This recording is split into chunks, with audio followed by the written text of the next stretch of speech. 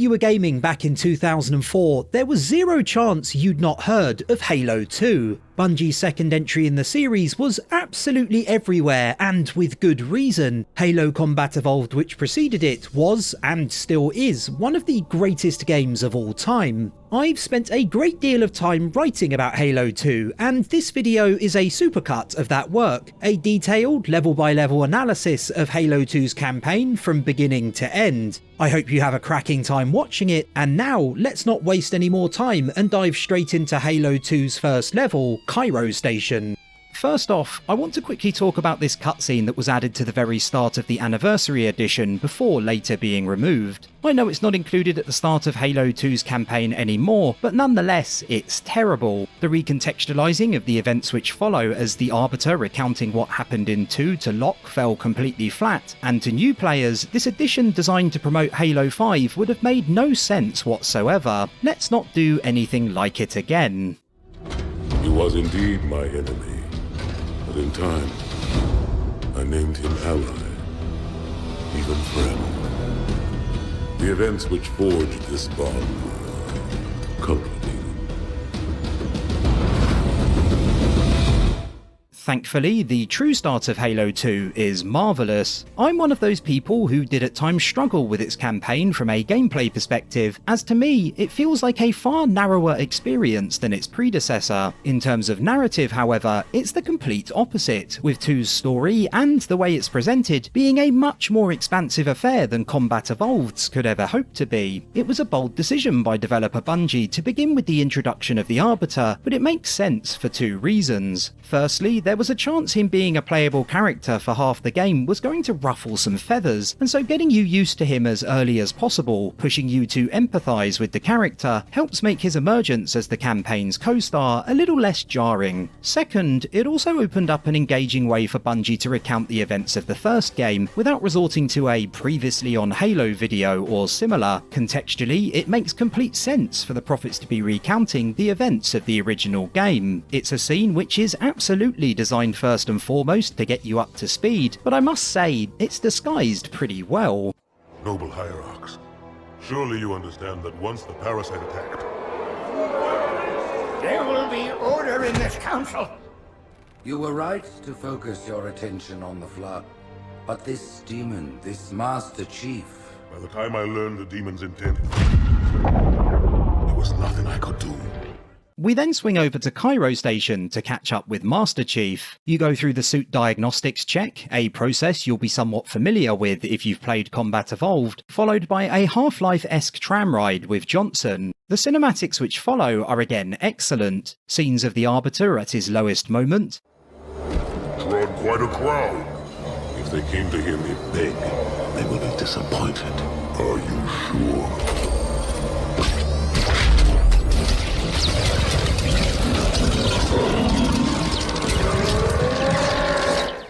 Are juxtaposed against those featuring Chief at one of his best.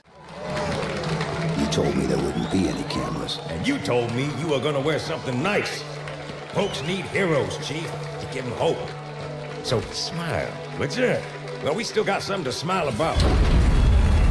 And I love the parallels between the two. The Arbiter receives his punishment in front of a crowd of Covenant baying for blood, while Chief takes centre stage in front of a gaggle of adoring Marines. The only improvement I'd suggest is that it would have been nice for Chief to receive a medal himself, one that was somehow stuck to the chest area of his armour. That way, you'd have the Arbiter being branded in the same area Chief displays an accolade, which would have helped create an even harsher contrast between the pair. After being interrupted by the arrival of the Covenant, you then take control of Master Chief. Straight away, you're presented with multiple opportunities to pick up 2 of the game's new weapons, the SMG and the battle rifle, before you arrive at a door and are forced to play the waiting game, a situation somewhat reminiscent of a certain scene in Star Wars. And then, finally, after 10 or so minutes of build-up, it's finally time to get shooting, and what's included I've always been in 2 minds about. I remember vividly playing this mission back in 2004, before and being rather disappointed with it. Fresh from watching the spectacular E3 2003 gameplay trailer set on the streets of New Mombasa, I was ready for heated urban combat across a mixture of narrow and open environments on Earth. What I actually got was a retread of Combat Evolved's Pillar of Autumn. At the time, I really had to push myself to get excited about it. It wasn't at all what I'd envisioned the first level of Halo 2 to be like prior to the game's release. They say, however, that time is the greatest healer, and now, many years later, I do have much more of an appreciation for what Cairo Station does. It is very similar to the Pillar of Autumn, I don't think that can be denied, but in cinematic terms especially, it is without doubt a massive improvement. What always struck me about the Pillar of Autumn is that it doesn't seem to be anywhere near as expansive as later mission The Maw would suggest it is. Most of the corridors are narrow, you rarely get to take a look out of any windows, although you do once or twice, and it often feels like you could simply be in a building as much as you could be in a gigantic spaceship. Cairo Station, on the other hand, gets this side of things spot on. There are huge windows all over the place, and plenty of explosive moments, which both push you to look outside and really breathe in the scale of it all. First, sister station the Malta goes kaboom.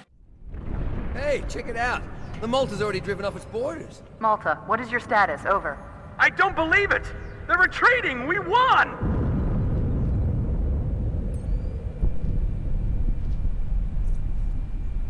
This is bad. Real bad. Which is swiftly followed by everything going tits up on the Athens as well. Uh-oh. Hey, they're leaving the Athens. Cortana, assessment. That explosion came from inside the Athens, same as the Malta. The Covenant must have brought something with them. A bomb. Then they sure as hell brought one here. Chief, find it. Covenant boarding craft also dock into huge hangars rather than the teeny tiny corridors used during the Pillar of Autumn, and the parts during which you defend these areas from your alien adversaries are for me as exciting, if not more so, than any encounter featured in Combat Evolved's opening attempt. In general, even though both are quite linear, Cairo Station certainly feels more open during its moment-to-moment gameplay, with the Pillar of Autumn by comparison feeling quite closed off. The final third of the mission is its best. I mentioned earlier that Bungie throws in new weapons in the forms of the SMG and battle rifle early doors to add excitement, and by this point you've also had the chance to use multiple human turrets, another new addition to Halo 2, but it's during Cairo Station's final third where Bungie really ups the ante. During this section, you do still work your way through some traditional encounters, but mixed in with them are several surprises. There are 2 trips across the outside of the station, where you discover Covenant using jetpacks for the first time in environments completely devoid of sound. Well, nearly devoid of sound. I'm not sure you should still be able to hear your gun firing. There's also the arrival of a brand new enemy in the form of the drones, one now a series staple even if they are a real pain in the arse to fight. And finally, there's a slow moving platform. Because it's Halo 2, of course there's a slow moving platform I'm sure Bungie couldn't resist. To cap everything off, there's one last Covenant squad to take down when you reach the bomb, and I would have liked this encounter to have been a bit more interesting. That bomb can destroy an entire orbital defense platform. It's a massive bomb, and yet it doesn't really seem to be that well guarded. You can run in, blast your enemies to pieces, and reach the end of the mission quicker than you can say, "Someone set us up the bomb," and it is somewhat anticlimactic. What is in no way anticlimactic are the scenes which follow. Fortunately, Chief and Cortana managed to defuse the bomb just in the nick of time. How much time was left? You don't want to know. And what follows is amazing. One of my favourite tracks, The Last Spartan, kicks into gear, and, well, I'm just going to let it play out.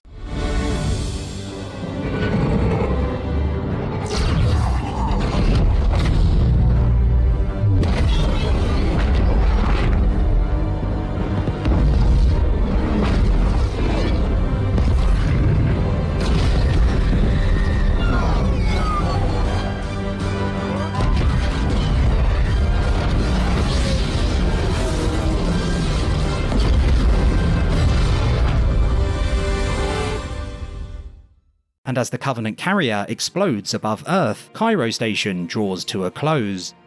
Outskirts follows straight after, with Master Chief heading directly to humanity's war-torn home to help fend off the Covenant assault. The mission's opening cutscene was really impressive for its time back in 2004, and it still looks pretty fantastic even today. Halo 2 Anniversary's rendition of the cinematic is even more spectacular, with Blur Studios' work on the backgrounds being my favourite part of the update. They are exactly how I'd expect a futuristic, war-torn city to look, and they're a great example of what an excellent job Blur did of updating things in a way which made sense without compromising on Bungie's original vision. There's also some symmetry of sorts evident in it too. In Combat Evolved, you fight your way off the Pillar of Autumn before crash landing to begin its second level, while in 2 you fight your way off an orbital platform before again crash landing to begin its second mission. Get tactical, Marines! Master Chief, get aboard that carrier. Secure the Prophet of Regret. This is the only place on Earth the Covenant decided to land. That Prophet is going to tell us why. Whoa.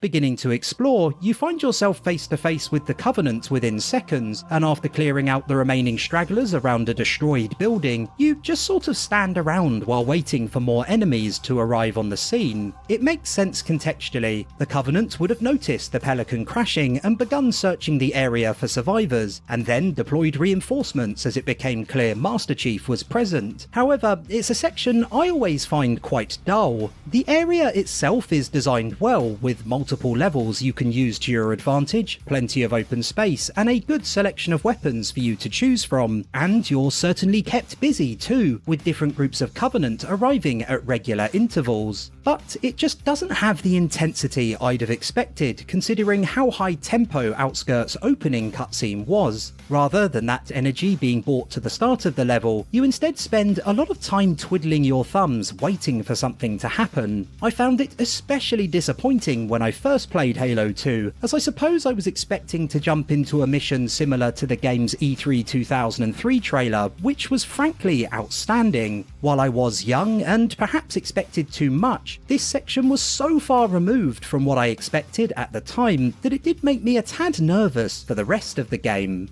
Eventually, a pair of hunters smash their way into the area, and if you're anything like me, you'll make light work of them thanks to the turrets nearby. Once they're out for the count, you're finally able to leave the area. Second squad, this is Cortana. What is your status? Over.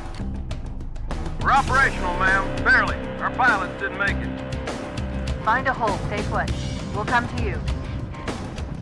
The encounters in an alleyway which follow are awesome, except if you're playing on Legendary. On lower difficulties, it's an entertaining little section, as you duke it out with grunts and elites on the ground, drones in the air, and jackal snipers in the distance. On Legendary, it's an entirely different kettle of fish. When making these videos, I usually always play on normal, so the footage doesn't consist of me hiding behind cover the whole time, and when playing alone, I'd usually opt for heroic, the way I think Halo is meant to be played. I am 35 years old. I have less time on my hands than I once did, and my reflexes aren't as sharp as they used to be, so replaying sections over and over again on Legendary isn't as appealing as it was a decade or two ago. Nevertheless, I felt this was one of those rare occasions where I had to revisit at least part of a level on Halo's hardest difficulty to remind myself of the horror of one of the series' most infamous sections. I got through it far quicker than I expected. I've played a ton of Infinite's ranked multiplayer at a pretty high level over the last 12 months, so my aim and reaction times are fairly sharp at the moment, but it is, nonetheless, absurd.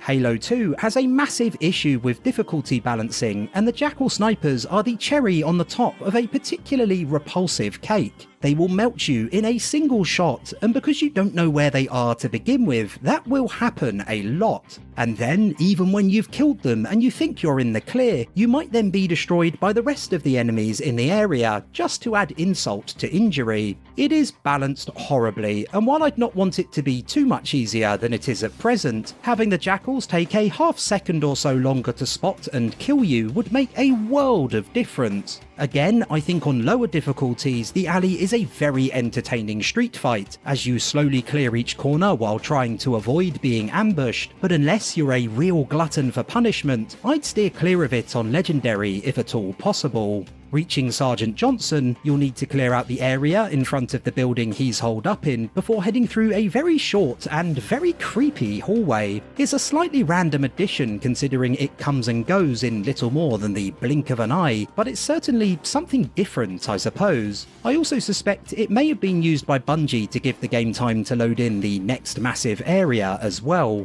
The most open part of Outskirts so far follows as you begin to make your way towards the Covenant carrier situated above New Mombasa. The highest concentration of Covenant troops is directly below the carrier.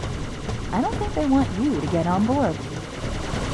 Not only is the battle on the beach which follows the best part of the level, it's also one of my favourite vehicle sections in the entirety of the game because of the space you're afforded. A lot of those featured in Halo 2 feel streamlined to the point where they become too narrow. I still enjoy the Scorpion run in Delta Halo, the Ghost sequence in Uprising, or the Scarab escort mission in The Great Journey, for example, but much of the time the areas they take place in feel very enclosed. Compare them to Combat Evolved's second level Halo, its own Scorpion run in Assault on the Control Room, or the exploration featured in The Silent Cartographer, and you'll likely see what I mean. Outskirts, however, does give you room to manoeuvre, and it's all the better for it. Rather than it feeling like you're on a very prescriptive path, travelling in a straight line from one end of an area to the other with little deviation in between, here you're encouraged to think of the space you're in more as an arena of sorts, moving freely around it to position yourself most effectively. Add to that a good mix of enemies constantly pressuring you, and it's about as close to Combat Evolved's style of vehicular combat as you get in Halo 2. I'm not necessarily saying that Combat Evolved's style is better than 2's either. You may very well prefer a more streamlined experience, and that's a completely valid view to hold, but as someone who absolutely adored the openness of Combat Evolved displayed on so many occasions, I wish there were more sections like this one included in its sequel.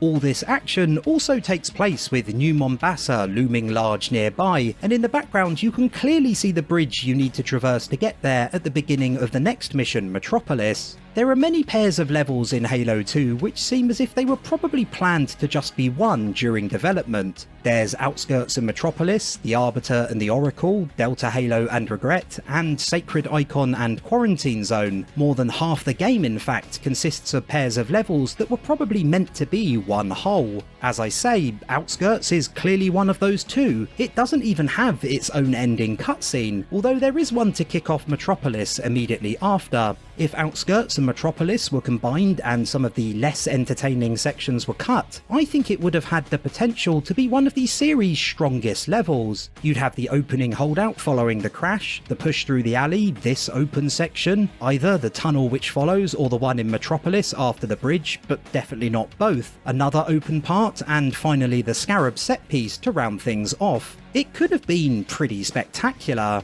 As it stands, Outskirts feels like the lesser half of the pair which sits awkwardly between two more enjoyable levels, with an underwhelming beginning and then no proper ending, as it was never really meant to stand alone. Speaking of endings, there is still the rather large tunnel to get through before the mission concludes.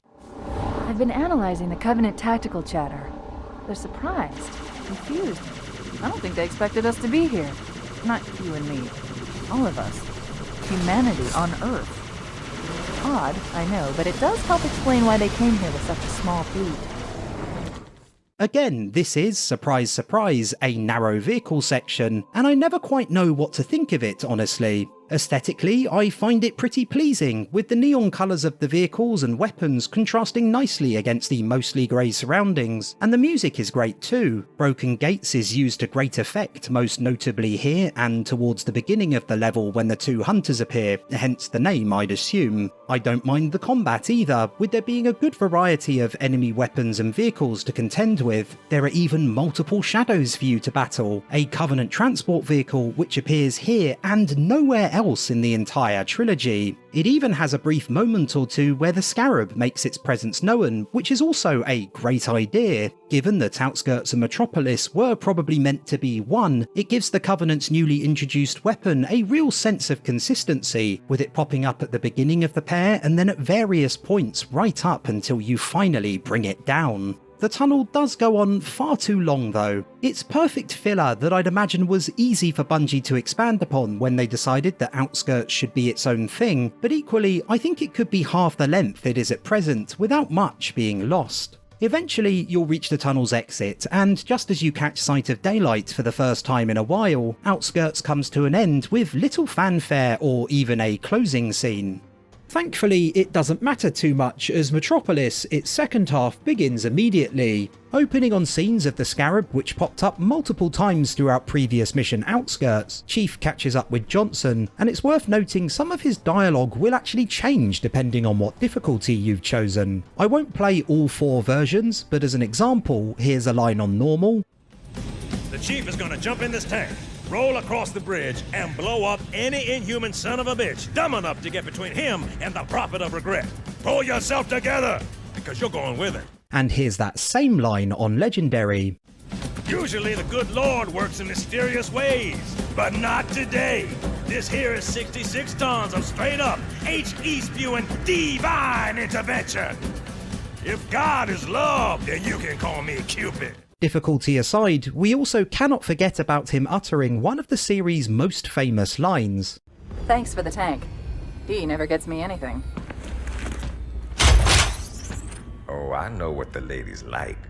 The changes depending on difficulty don't stop there either. It extends to the first chapter's name as well. On easy and normal, it's named Ladies Like Armor Plating. On heroic, it's Ladies Like Grinding Treads. And finally on legendary, it's Ladies Like Superior Firepower.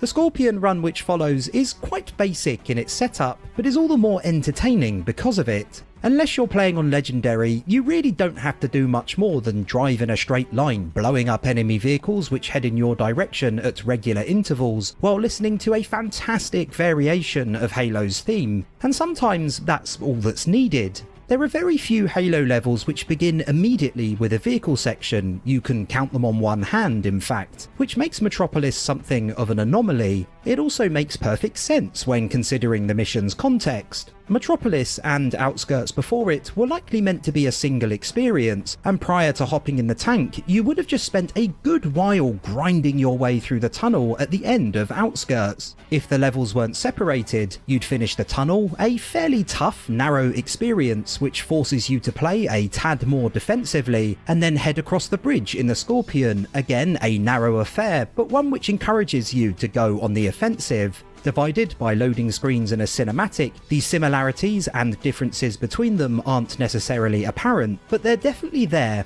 This section is really about beginning the second half of what should have been a single mission with a bang, picking up the pace and handing back power to you after a first half where you're often on the back foot. I also like to think of this segment as the progenitor for much of Halo 3 ODST's Coastal Highway. They both take place just outside New Mombasa and are fairly similar in terms of design, although unsurprisingly ODST's rendition is far more involved thanks to the extra power afforded to Bungie by the Xbox 360. I always enjoy playing the pair one after the other to marvel at how far the series evolved over time. It's easy to forget how much more complex it became across console generations. Reaching the other side of the bridge, you're met by Banshees. That's quite a welcome party. As well as a few wraiths. When the encounter with them is done and dusted, you then enter a tunnel very much in the mould of that featured at the end of Outskirts. I get why it's there. I'd imagine it gave the Xbox time to load out the previous area, a very expansive environment, and begin to load in the rest of the level. And it also adds consistency. Logically, both sides of the bridge would have had similar tunnels leading to them. However, it's also not very exciting and could have been cut entirely given how long you spend in a more interesting, albeit overly lengthy tunnel at the end of Outskirts. I wonder if it was in part included to help bulk out Metropolis's runtime too. Viewed as a singular entity, and ignoring what I said earlier about how it was probably meant to be part of something larger, I find its pace quite jarring. It has some excellent moments, such as the Scorpion run at its beginning and the Scarab set piece at its end, but equally, it often feels as if a lot of its sections finish just as they're really getting going. To put it another way, there's sometimes not quite enough to get your teeth into. I've always thought of Metropolis as being superior to its sibling Outskirts, but the more I played them recently, the less sure I became of that, to the point there is a world where, depending on my mood, I might even rank Outskirts higher. Metropolis keeps an incredibly quick pace, which in fairness can also be said of Outskirts, but where in the former I usually come away from its different segments feeling like there should have been a bit more to them, in the latter they're about the perfect length and generally feel more well-rounded as a result. In terms of spectacle, Metropolis is undoubtedly king, but from a gameplay perspective, I'd argue that Outskirts is the more involved of the two. There's a bit of bread and butter encounter design Bungie throws in when you reach the open area after the tunnel in the form of a single jackal equipped with a beam rifle. He's there so you can easily whack him on the back, nick his weapon, and be properly equipped for the long-range combat you'll then likely indulge in. It's a trick you may have noticed Bungie using multiple times during Halo 2, for example in similar circumstances towards the end of Delta Halo. Once the immediate area has been cleared, or perhaps even earlier, you'll hopefully find yourself in the gunner seat of a brand new type of Warthog for the first time ever in the series. Its cannon is an awesome weapon which tears through the Covenant with ease, and although the driver AI is usually pretty decent, it does still struggle every now and then. Though even with that being the case, it's still a million times better than Cats in Reach. All in all, it's an entertaining, if unremarkable section, aside from the introduction of the new vehicle, of course, which gives you a decent number of options in areas large enough to make most strategies viable, even if choosing the straightforward option of simply making everything explode is by far the most appealing. Finding yourself back on the streets of New Mombasa, Metropolis begins the build-up to its big finale. There are a number of Marines trapped in that building, Chief. Concentrate on the raids, they're the biggest threat. In my video covering Outskirts, I touched on my disappointment that Halo's first ever levels set on Earth never really come close to matching the game's E3 2003 gameplay trailer. The Warthog sequence in Metropolis, however, is the exception that perhaps proves the rule. If you remember the trailer at all, there's a part towards its end during which Chief takes to a Warthog's cannon while being driven through the city. There's even a couple of Covenant shadows featured, which, come to think of it, is probably where the idea of including them in Outskirts' tunnel section came from. As you speed down the road in Metropolis, the cracking track Earth City kicks in, allies arrive to lend a helping hand, and plenty of Covenant also make their presence known. And it truly feels, if only for a minute or two, like you're almost playing a sequence taken straight from that amazing trailer, even if it's not quite on the same scale. It's proof for me that Bungie were no doubt capable of pulling off most, if not all, of what was shown in the trailer, and I'd love to one day learn more about whether much of what's in it didn't make the cut due to technical limitations, a lack of time, or for a completely different reason. Leaving the streets and joining the Marines hunkered down in a nearby building, you make your way to a vantage point where this scene plays out. When I asked for reinforcements, I didn't think they'd send a Spartan. We got trouble.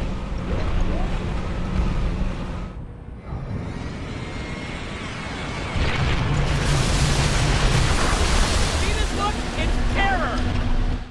I love that the Marine talks about how great it is to have a Spartan right before you're given front row seats to the Scarab absolutely decimating a Scorpion. As the Marine alludes to, you are a Spartan, and Spartans are pretty deadly, but you're also quickly reminded of what a huge threat the Scarab poses as well, to stop you getting too cocky. Having watched the Scarab lay waste to your allies across 2 levels, at long last it's time to get some revenge. This is one of those occasions where considering context when looking at part of a game is incredibly important. Playing through Metropolis's Scarab set piece in the present and comparing it to the vastly expanded equivalents featured in Halo 3, the Covenant in particular, it doesn't offer a whole lot. You essentially just jump onto a platform that functions similar to many other areas encounters in Halo 2 take place in, except it's a bit bumpier. You clear out the Covenant standing in your way, maybe even choosing to thin their ranks somewhat before you board the Scarab itself, and then run to its controls, at which point the mission ends without you having to do anything else. In Halo 3, Scarabs introduce an entirely new gameplay proposition that fundamentally alters the way you play the game. In Halo 2, the Scarab functions as little more than set dressing while you do the same thing you've already been doing. It's not aged well, there can be no denying that, but man alive, was it also extraordinarily exciting to play through in 2004. Back then, there was nothing quite like it, and finally being given the opportunity to destroy such a formidable foe was exhilarating.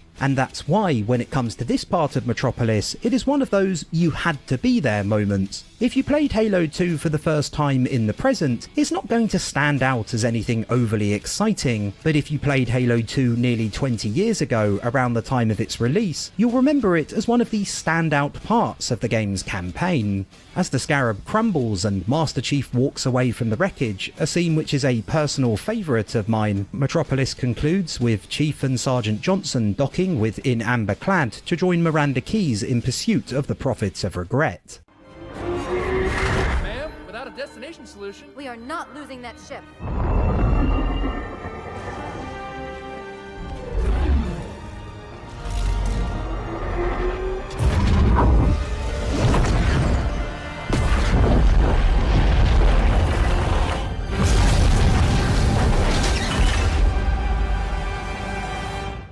Leaving Master Chief for the time being, we finally reach the Arbiter's self-titled gameplay debut. As the Arbiter gets going, it seems as if Thelvadam might be in a great deal of trouble. Why not toss him in with this lot? They could use the meat. Them?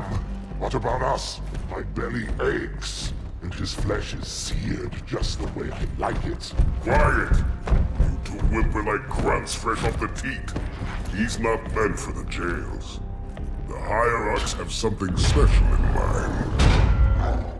There are just under 6 minutes of build-up before any gameplay, which gives me plenty of time to talk about the Arbiter himself while this tremendous cinematic plays out. As big a fan of him as I am, if I'm being totally honest, I was one of those people who wasn't overly happy with his introduction back in 2004. A lot of that had to do with Halo 2's marketing. The hype surrounding the game was absolutely insane, which was no surprise given what a huge success Halo Combat Evolved was, and much of 2's advertising was centered on the idea of its story being about Master Chief saving the Earth. Following Cairo Station, we were given 2 missions which were exactly that, before the Arbiter then made his entrance, an event which was meant to be a big surprise. Unfortunately, it was not, as news of his arrival had been leaked a good while before 2's release, which meant many fans were already foaming at the mouth long before they reached the Arbiter's big reveal. Not only did the game not really deliver on the concept of Master Chief saving the Earth, he leaves the planet after 2 levels, you were then also yanked away from him to play as an entirely new character.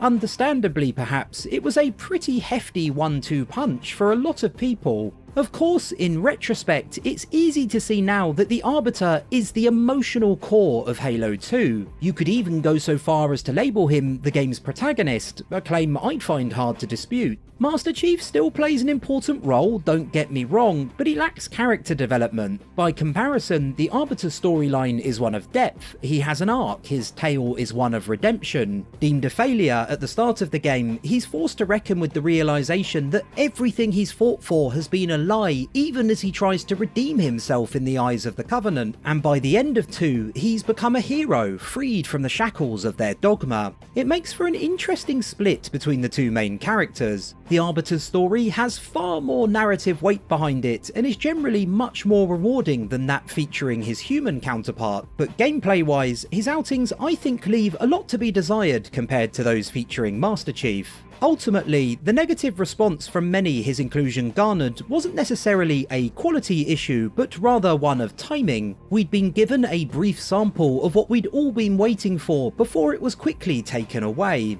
That is in no way the Arbiter's fault, but it's easy to understand why so many were so infuriated during Halo 2's early days especially. The introduction concludes with Thelvadam ready to take on his new role.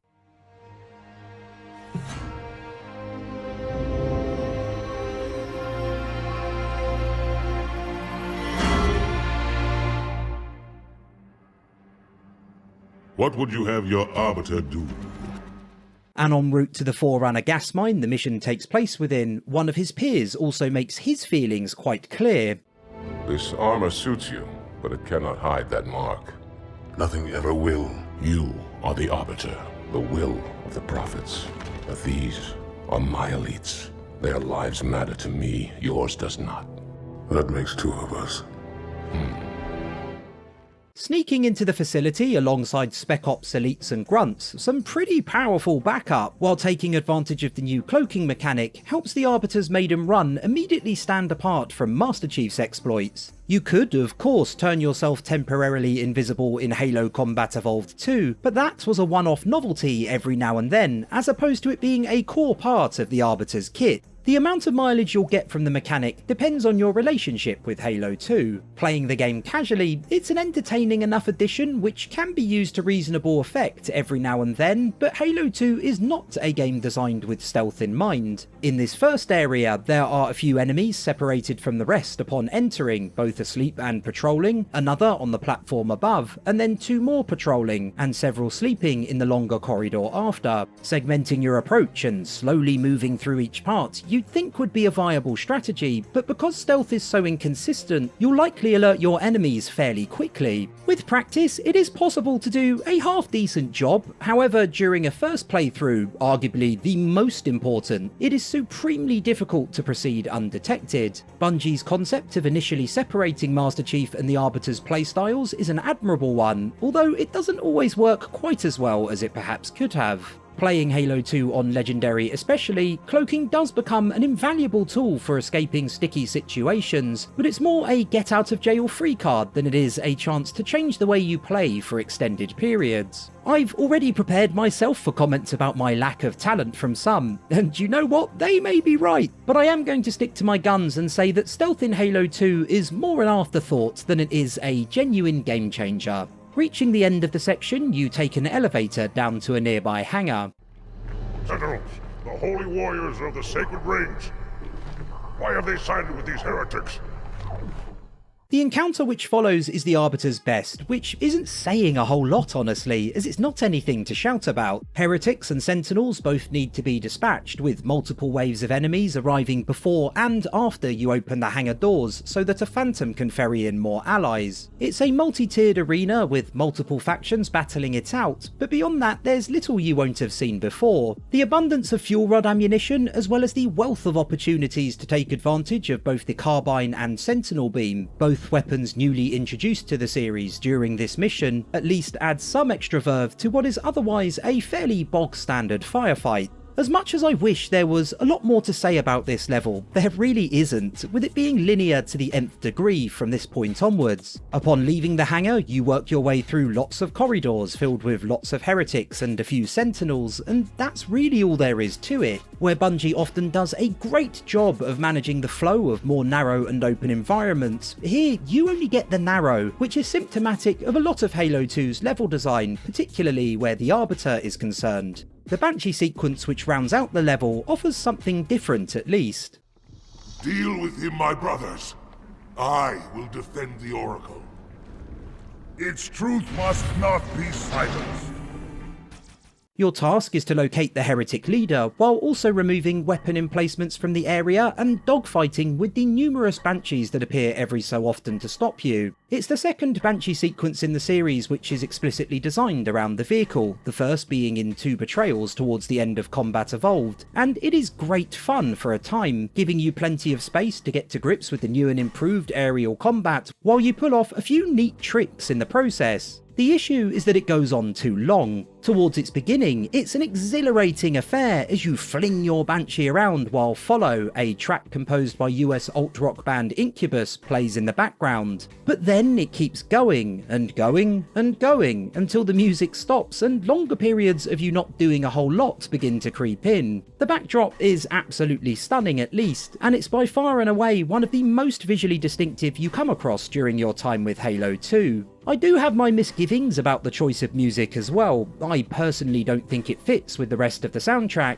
but I'd have at least liked it to have lasted the length of the section. I would have also liked to have had it playing in the background right now, but unfortunately I can't, as the copy strike will be swift and merciless once this video has been uploaded. Looking at this section, and the Arbiter in general, in the wider context of Halo 2's campaign, it feels like much of the level has been lengthened beyond what was necessary in order to make it a singular experience. Like so many of Halo 2's multi-part missions, if it were to be cut down and combined with its latter half, in this case the Oracle, I reckon it would have been a much more engaging whole. I do really like that you can just fly directly to your final destination and end things rather rapidly if you're so inclined. You won't know where you're going your first time tackling the section, but it's great that you are given the option to skip this part entirely should you be in a hurry. Arriving at your destination, the Arbiter just sort of ends, a trick Halo 2 often likes to pull at the end of the first half of its two-parters, like during Outskirts before it, for example, or Delta Halo after. The hunt for the heretic leader continues during the Oracle. The Oracle opens with just 2 lines being spoken. As brief an introduction as it is, it should give you a pretty good idea of what's to come. What is it? That stench. I've smelled it before.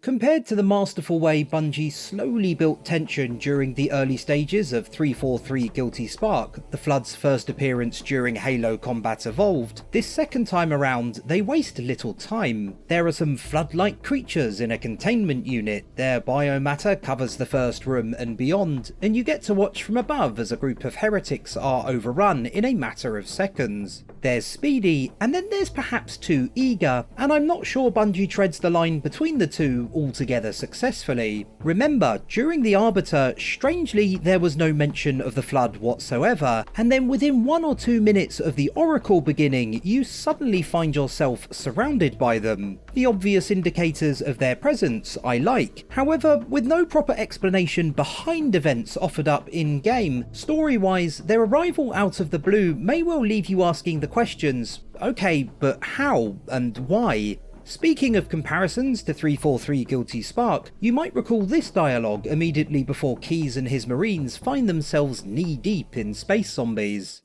I got a bad feeling about this. Boy, you always got a bad feeling about something. The Oracle has its own grunt-focused spin on it, moments prior to the Arbiter and co. also being ambushed by the Flood. Me a bad feeling about this. You always have bad feelings. You had bad feeling about morning food nipple. Close your jaws or I shall bind them shut.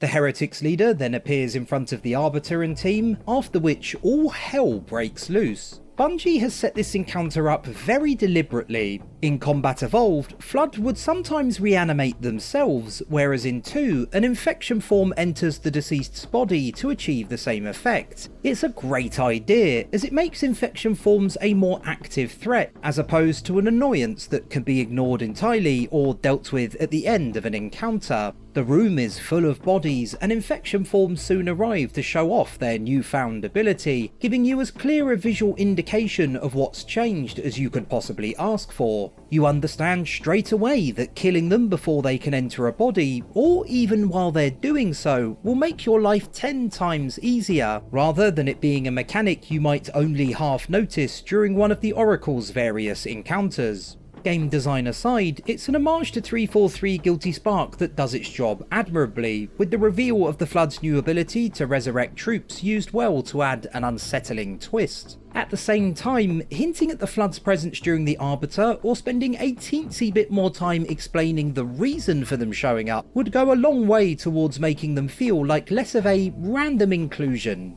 From the somewhat sublime, we transition to the relatively ridiculous. I always do my very best not to use overly bombastic language during my videos, but this lift ride is completely deserving of it. It is impressively awful, it is staggeringly boring, it is one of the worst sequences the Halo series has to offer, and yes, that includes those featured in 343 Industries' efforts. Do you know how long it lasts? I do, because I've timed it. It lasts 5 whole minutes, and for much of that time, you're not going to be doing anything. While Flood and Sentinels do arrive on the scene every now and then to make events a tad more interesting, you'll mostly just be standing around, wondering when you'll finally be able to do anything other than, well, stand around. Such are the lengths of the gaps between combat, I legitimately think I could have written this entire diatribe during them without ever really breaking a sweat. It is the worst slow-moving platform section featured in Halo 2, and Halo 2 is a game obsessed with throwing mind-numbingly tedious, slow-moving platform sections at you, so that's really saying something. The Oracle would have been a long mission even without it, and I honestly have no idea how the folks at Bungie managed to sit down, play through it, likely multiple times, and decide to leave this extraordinarily dull, momentum-killing segment exactly as it is.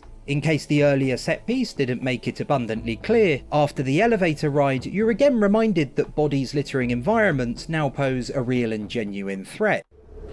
We should have brought weapons to burn these bodies. Every one is a vessel for the front.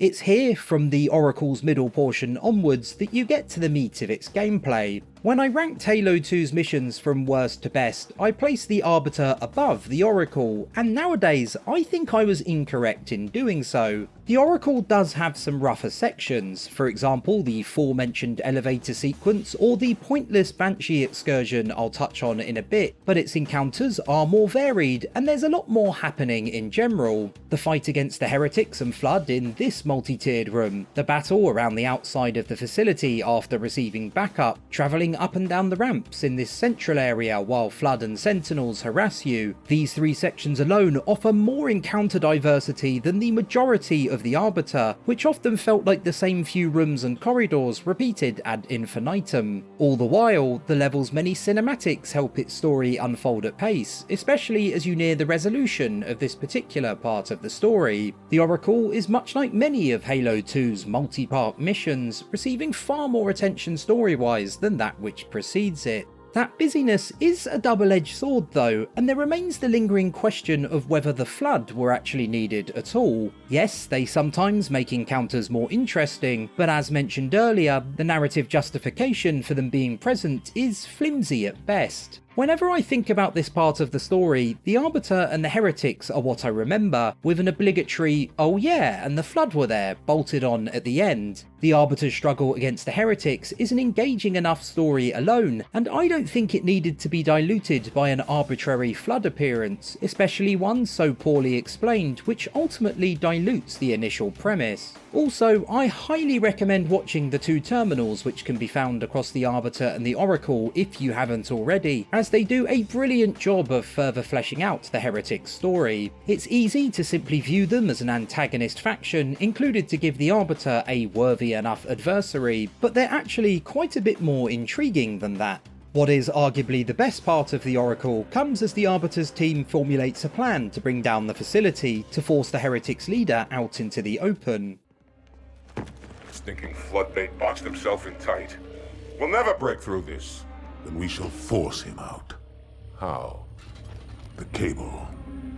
I'm going to cut it.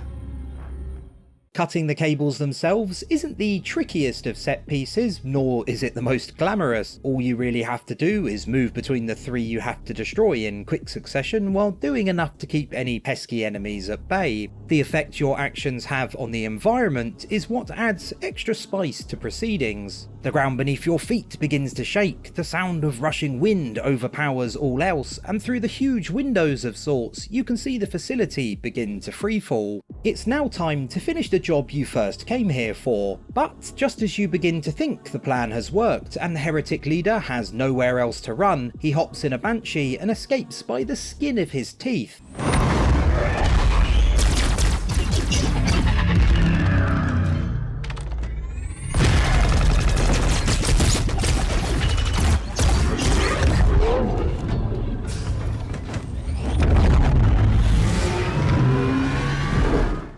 don't really understand what the point of this chase sequence is, given you can fly in the direction of the waypoint marker and be done with it almost instantly without needing to engage in aerial combat at all. You need not acknowledge the presence of the enemy Banshees which appear in any way, shape or form, although destroying them and watching their pilots and wreckage disappear upwards due to the facility's rapid descent is a striking effect to witness. Nevertheless, it's always stuck out to me as one of Halo 2's stranger moments. Whether you choose to engage your enemies or not, you'll quickly reach your destination where another short cinematic plays out. Like the conversation between the grunts towards the beginning of the mission, you've also got to think that the Arbiter clambering to safety after a Banshee crash is a callback to the opening of Halo Combat Evolves the Maw, which is framed very similarly. Your final few encounters are the most hectic, with heretics, flood and sentinels all present in abundance. There are further reminders of how dire a situation you're in too. Again, you're given plenty of chances to catch sight of the structure's fall, but now you also have to dodge explosions as everything around you really begins to crumble. It's actually pretty rare to see such monumental changes within Halo's environments due to your actions, and it's most welcome here. Like earlier, there's also a good mix of multi-faction combat during these late stages, and there's one part in particular which always stands out to me. There are several dark, narrow tunnels you have to make your way through a couple of times, which are only occasionally partially illuminated by flashing lights and explosions. I've said once or twice before that the concept of combat in darkness is something I'd have liked to have seen the series play with more frequently, and these corridors are a great example as to why. Combined with the flood and the general mayhem, they're one of the most atmospheric parts of the Oracle. They feel truly chaotic with the sensory overload of the flashing lights, explosions and constant interruptions by your enemies, and it makes for a frantic, fast-paced end to the level. With the facility truly on its last legs, the Arbiter finally comes face to face with the Heretics leader. The Oracle. Hello, I am 343 Guilty Spark. I am the monitor of Installation 04. Ask the Oracle about Halo. How they would sacrifice us all for nothing. More questions? Splendid. I would be happy to assist you. Halo's boss fights have never really been my cup of tea, as I often find their difficulty to be all over the place, and in a way, that makes this particular bust up the quintessential Halo boss battle. If you're playing on lower difficulties, it's an encounter which is uninteresting at best and trivial at worst, especially if you're equipped with an energy sword, something not outside the realms of possibility given just how many opportunities there are to get your hands on one. It's entirely possible it will all be over before it's really even started. If you're playing on Legendary, or possibly even on Heroic, it can feel like a deeply unfair engagement. With the Heretic leader being supported by 2 holo drones, you will often be shredded to tiny pieces quicker than you can say, "Crikey, this is a bit much," and you'll likely spend much of the fight cowering in a corner waiting for the right moment to take a few pot shots. There is a real sense of satisfaction from vanquishing him, but everything leading up to that can be quite the ordeal. Once the Heretic leader has popped his clogs, the Arbiter and Guilty Spark begin a conversation which probably would have proven quite enlightening if not for Tartarus's interference ushering in the end of the Oracle. I had no choice, Holy Oracle. This heretic imperiled the great journey. Oracle, great journey. Why do you meddlers insist on using such inaccurate verbiage?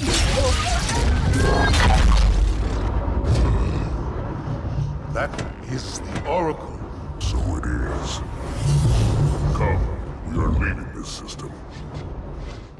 And that's where events once again transition back to Master Chief and company, and Delta Halo begins. It probably won't come as too much of a surprise to learn that Delta Halo takes place on another of the Forerunner's mysterious ring worlds.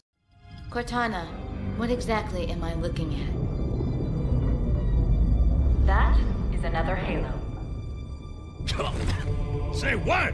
So this is what my father found. I thought Halo was some sort of super weapon. It is. If activated, this ring will cause destruction on a galactic scale. Which I was very happy about back in 2004, as by this point in my first playthrough of Halo 2, I was starting to get a little worried that the game wouldn't actually feature one. The latter half of the cutscene is also fantastic, as the Covenant are caught somewhat unaware by Master Chief and the group of ODSTs hurtling towards them.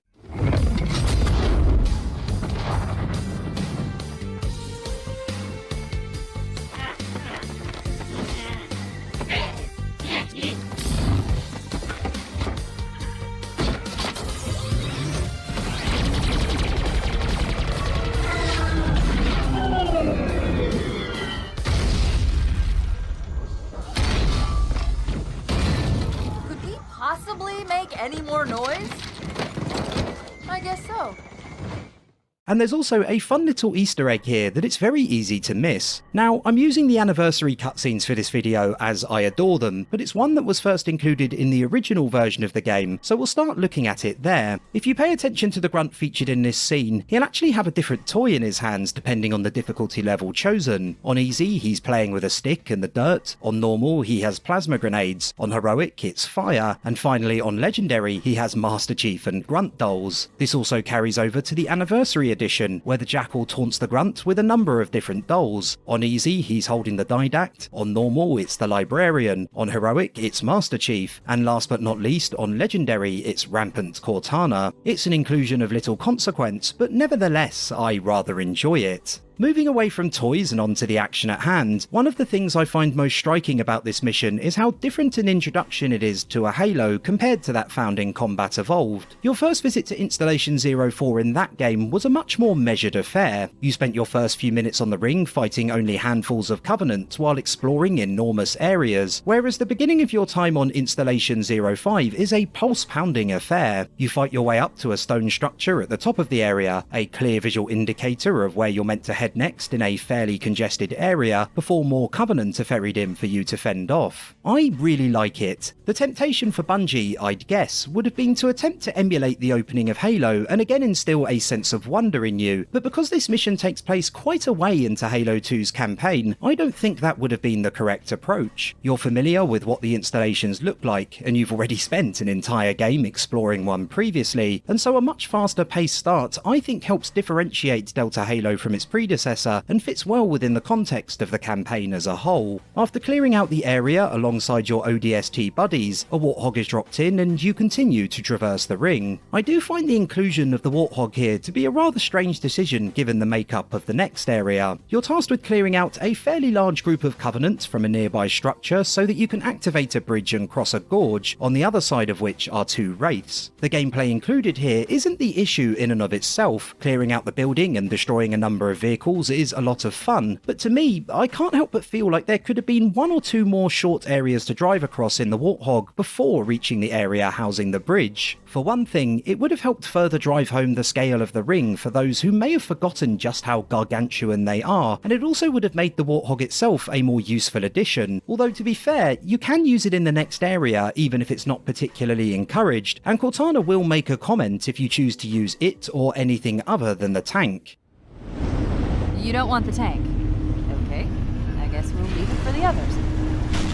In the level's current guise, you only use the Warthog for a minute or two before the Scorpion is dropped off, and let's be honest, who's going to continue to use the Warthog when we all know that tank beats everything? The section in the Scorpion which follows is excellent, and it rights a lot of the wrongs I believe were present in Assault on the Control Room's own rendition in Combat Evolved. I recently covered that mission in detail, which you can watch by clicking the card on screen now, and one of the claims I made was that its own similar sequence went on quite a bit longer than it should have. Indeed, there's a reason why the next mission in the series I've chosen to talk about is Delta Halo, because I see a lot of parallels between the two. They both begin with the Covenant being surprised by Master Chief's entrance. You've seen the scene at the beginning of Delta Halo already, but here's Assault on the Control Rooms as a reminder.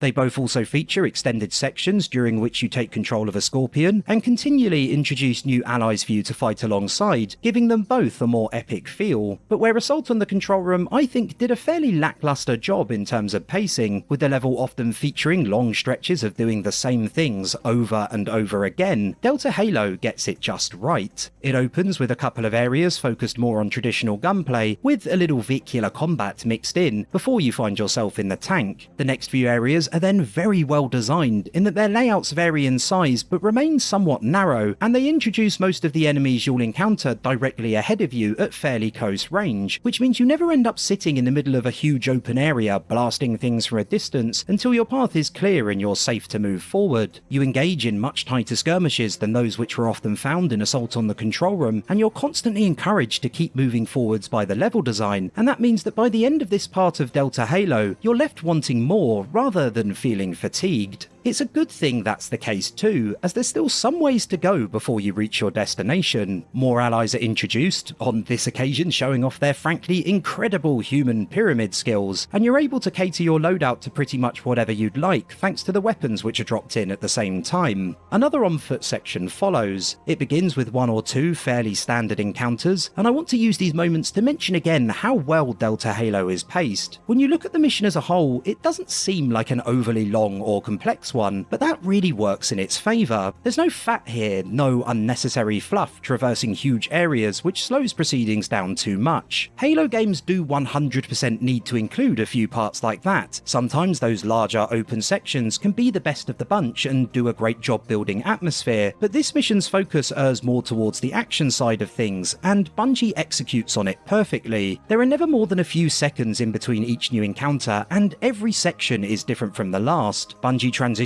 you swiftly from on-foot combat to vehicles and back again, and it's an absolute joy to play. Up next, you'll come face to face or face to back with a lone jackal.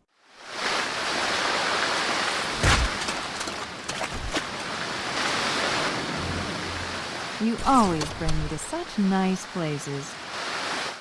It might not seem like it, but his inclusion is Game Design 101. The area which follows is best tackled with a sniper rifle, and you may not have decided to pick one up earlier, and so this jackal essentially acts as a walking weapons upgrade, so that you're still equipped with a sniper rifle in an area which all but requires one. This next encounter is for my money the best in the entire mission. It features jackals sniping you from afar, drones in the skies above you, and plenty of Covenant at ground level, and it all takes place in an area which is perfectly designed around them. There are so many ways you can approach this area. You can hang back for as long as possible, sniping enemies from a distance. You can venture further in while keeping to higher ground to try and clear out the drones first, or you can head to the bottom of the area where you may end up having a much tougher time. There are also plenty of ways to move horizontally as well as vertically, which means you'll quickly find yourself picking up a nice rhythm as you move up, down and side to side around the area, combined with the rock stylings of In Amber Clad playing in the background, the song you can hear right now, and it's a really engrossing affair. On the topic of music, I also have to say that Marty O'Donnell and Michael Salvatore did a superb job on this mission. Peril, which plays at its beginning, is an excellent piece, as is the mission's third track, Heretic Hero. I love Combat Evolved's soundtrack, as there's something I adore about the relative simplicity of its tracks compared to some of the series' later entries, and those featured in Delta Halo feel like a real step up from that game without ever becoming too complex. As you draw closer to Regret's location, you take down a few final enemies, including several honor guards, before the level draws to a close. Regret follows, with your primary objective being to stop the Covenant activating Halo. Wait, go back. That's what I thought he said. The Prophet of Regret is planning to activate Halo. Are you sure? I shall light this holy ring, release its cleansing flame, and burn a path into the divine beyond. Pretty much. With Master Chief's short-term goal being to take out the Prophet of Regret once and for all. After taking out a few pesky drones and an elite or two in the same room Delta Halo concluded in, you'll quickly find yourself outside fighting your way through several sets of Forerunner ruins. There are two things I want to talk about here. Firstly, there's a personalised message you can find by grenade jumping over to an otherwise inaccessible area and zooming in on the right spot. I'm a big fan of the content of this message, as you may well imagine, although I can't help but think adding the words plays and games to the end of it would have really made this particular Easter egg sing. On a more serious note, I also want to quickly touch on the Jackal snipers here, as while they're no bother when you're playing on normal difficulty like I am in the footage you're watching, on higher difficulties they're an absolute nightmare. I tend to only talk about the missions I'm covering on what could be described as the standard difficulty level, but it absolutely must be acknowledged how bad they are both here at the beginning of Regret and throughout the rest of the mission. If you're made of sterner stuff than I am, which isn't too unlikely, then you might well enjoy being destroyed with pinpoint accuracy over and over again until you make it through, but for those of you like myself with a little less patience, this mission could be the one to tip you over the edge, if Jackal Alley earlier in Halo 2's campaign hadn't already. Sharpshooting jackals or not, you'll eventually make it round to the end of the area where you take on a pair of hunters, after which Miranda Keyes sends in some support. Cortana, the Covenant's getting nosy. I don't want to give away my position, so I'm rerouting a few stragglers back to you. I apologize. These Pelicans are all the support you're gonna get. Understood, ma'am. At which point, it's gondola time. Now, Halo 2 is a game that, for me, has way too many sections set on slow-moving platforms. You can find them during missions, at the end of missions, basically everywhere, and they're a real bugbear of mine when looking at the game's campaign as a whole. Regret's slow-moving platforms, however, are by far the best of the bunch. You're almost always given the opportunity to choose your weapons before each of the sections, and the environment in which they are located is much more visually appealing than, say, those often featured in the Arbiter's campaign, mostly inside grey, relatively uninteresting Forerunner facilities. The Sentinel Wall can be seen cutting through the landscape in the background, the lake itself is quite the spectacle, and you finally get a better sense of Installation 05's scale after Delta Halo, which took place mainly outdoors but could often feel surprisingly narrow even so. The music can definitely sometimes feel a little out of place during these sequences, such as during this first trip when the fast-paced track Leonidas sits somewhat at odds with the pace of the sequence as a whole. You're moving very slowly, sometimes with no enemies in sight, and yet the soundtrack continues to belt out action-orientated music, which creates a strange contrast between what you're seeing and what you're hearing. We win that one because I can't tell.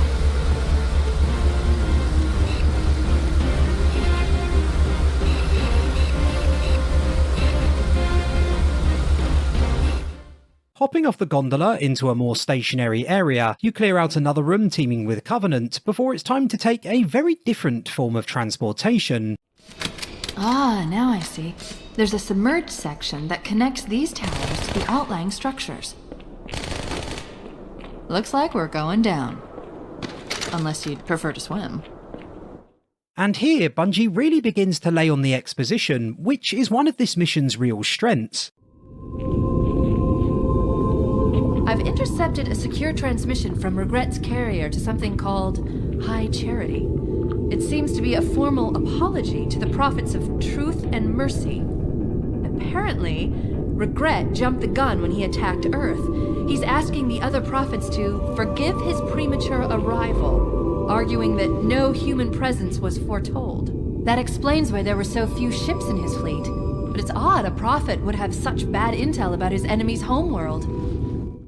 Delta Halo was quite devoid of story much of the time, but Regret is packed full of it. You hear Cortana's musings on the structures themselves as you explore, you learn more about the relationships between the prophets, and later even have the opportunity to listen to Regret himself wax lyrical about the Covenant's plans. Given the mission isn't perhaps the most exciting from a gameplay perspective, especially when compared to the rather eclectic mix of encounters featured in Delta Halo, the way the plot unfolds at pace during Regret makes it a level that still has something to offer, even if there's little new introduced beyond the gondolas, if you classify them as something new and not just another set of floating platforms, of course. Deep beneath the lake, you traverse some frankly gorgeous areas flanked by enormous windows giving you a view of what's outside, and reach the area's big combat encounter. It's a really entertaining battle which takes place in an area which follows all the rules a first-person shooter arena should. You have 3 lanes, one to the left, one running down the middle, and one to the right, with a decent amount of verticality mixed in, and plenty of options for transitioning between each. It is absolutely the kind of level design that has been used for many years in single and multiplayer shooters, and it really goes to show that you don't need to reinvent the wheel if your game's core mechanics are perfectly tuned, and Halo 2's core mechanics are near perfectly tuned. Listening to the aforementioned sermon from Regret, it's at this point you really begin to build a much clearer picture of what he's all about. But some, like the humans, chose to impede our progress, block our access to sacred sites, damage holy relics. For their transgressions, the humans shall be hunted until none remain alive. And that's great, as building a connection between yourself and your target prior to the final confrontation really helps add narrative weight to the entire scenario. If Regret had only been shown in the occasional cutscene with little backstory shared, it wouldn't feel as satisfying to finally take him down. But because Bungie goes that little extra mile to share more background behind the Prophet, his mistakes and his motivations, by the end of the mission you really feel like you've struck a decisive blow to your enemy, even if by the sounds of things he was on his way out anyway. story. I mentioned that the large area we just worked our way through is my favourite, but this final hallway definitely finishes a close second. You might not spot any Covenant at first, but look a little closer and you'll realise there are quite a few of them cloaked, lying in wait. The enemy's invisibility effect combines beautifully with the water to create a really striking visual effect, and it's one that always catches me by surprise every time I play through the level. Heading back into the water, so to speak, the exposition continues. Listen to this. Your haste has jeopardized the fulfillment of our covenant, threatened our grand design. That you shall be spared a public display of our contempt is thanks only to Mercy and his wise counsel. Truth, Mercy, Regret. 3 prophet hierarchs. Killing Regret should shake up the covenant leadership. But frankly, it sounds like you might be doing Truth a favor. Which is followed by a battle through nearby ruins as both human and Covenant ships arrive to ferry in reinforcements. It's not an overly difficult encounter, and hopefully by its conclusion you'll still have plenty of weapons lying around for the taking as you prepare for your second and final gondola ride. As Banshees swoop in from above and elites equipped with jetpacks attack from an adjacent platform, it's easy to forget that this sequence is none too dissimilar from that earlier in the mission. Bungie increases the difficulty here by just the right amount so as to keep things interesting, and you're rewarded for reaching the end of this crescendo of sorts with a pretty cool little cutscene. That's the largest Covenant fleet I've ever seen. The largest anyone's ever seen. Get inside the temple and kill Regret before it can stop us.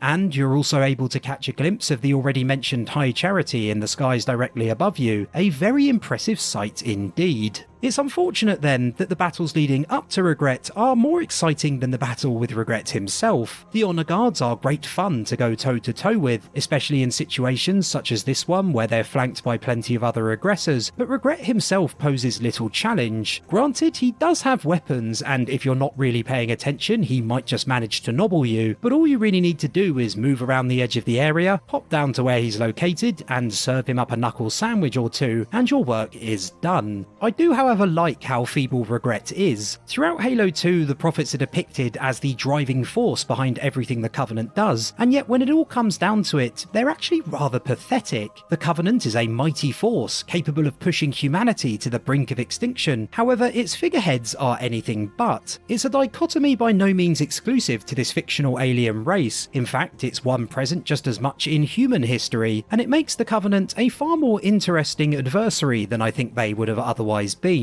Once Regret is dead as a dodo, the mission promptly comes to an end as Master Chief narrowly escapes being blown into tiny cyborg pieces before something drags him deeper down into the lake. It's a cliffhanger that in my view marks the end of the first half of Halo 2, and I have to say, the image of the Gravemind wrapping its tentacles around Chief is a pretty fantastic way to mark the occasion.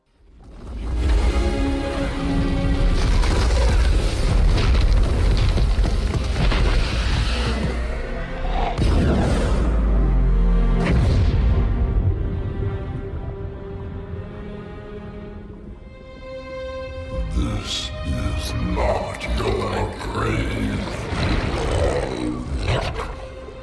but you are welcome in it. With Master Chief's fate left unclear, we rejoin the Arbiter for Sacred Icon. Sacred Icon starts out strong thanks to Bungie's terrific storytelling. Elite Commander Artas Fadum strongly protests the Prophet's decision to relieve the elites of their honour duties and replace them with brutes, but it's all in vain as he is rebuked harshly for his efforts. The Hierarch is dead, Commander. His murderer was within our grasp. If you had not withdrawn our phantoms... Are you questioning my decision? No, Holy One. I only wish to express my concern that the brutes... Recommissioning the Guard was a radical step. But recent events have made it abundantly clear that the elites can no longer guarantee our safety. The Arbiter, on the other hand, still serves some use, and as such, they speak to him almost as if he's part of the Prophet's inner circle. Politics, how tiresome. Do you know, Arbiter, the elites have threatened to resign, to quit the High Council, because of this exchange of hats? We have always been your protectors. These are trying times for all of us.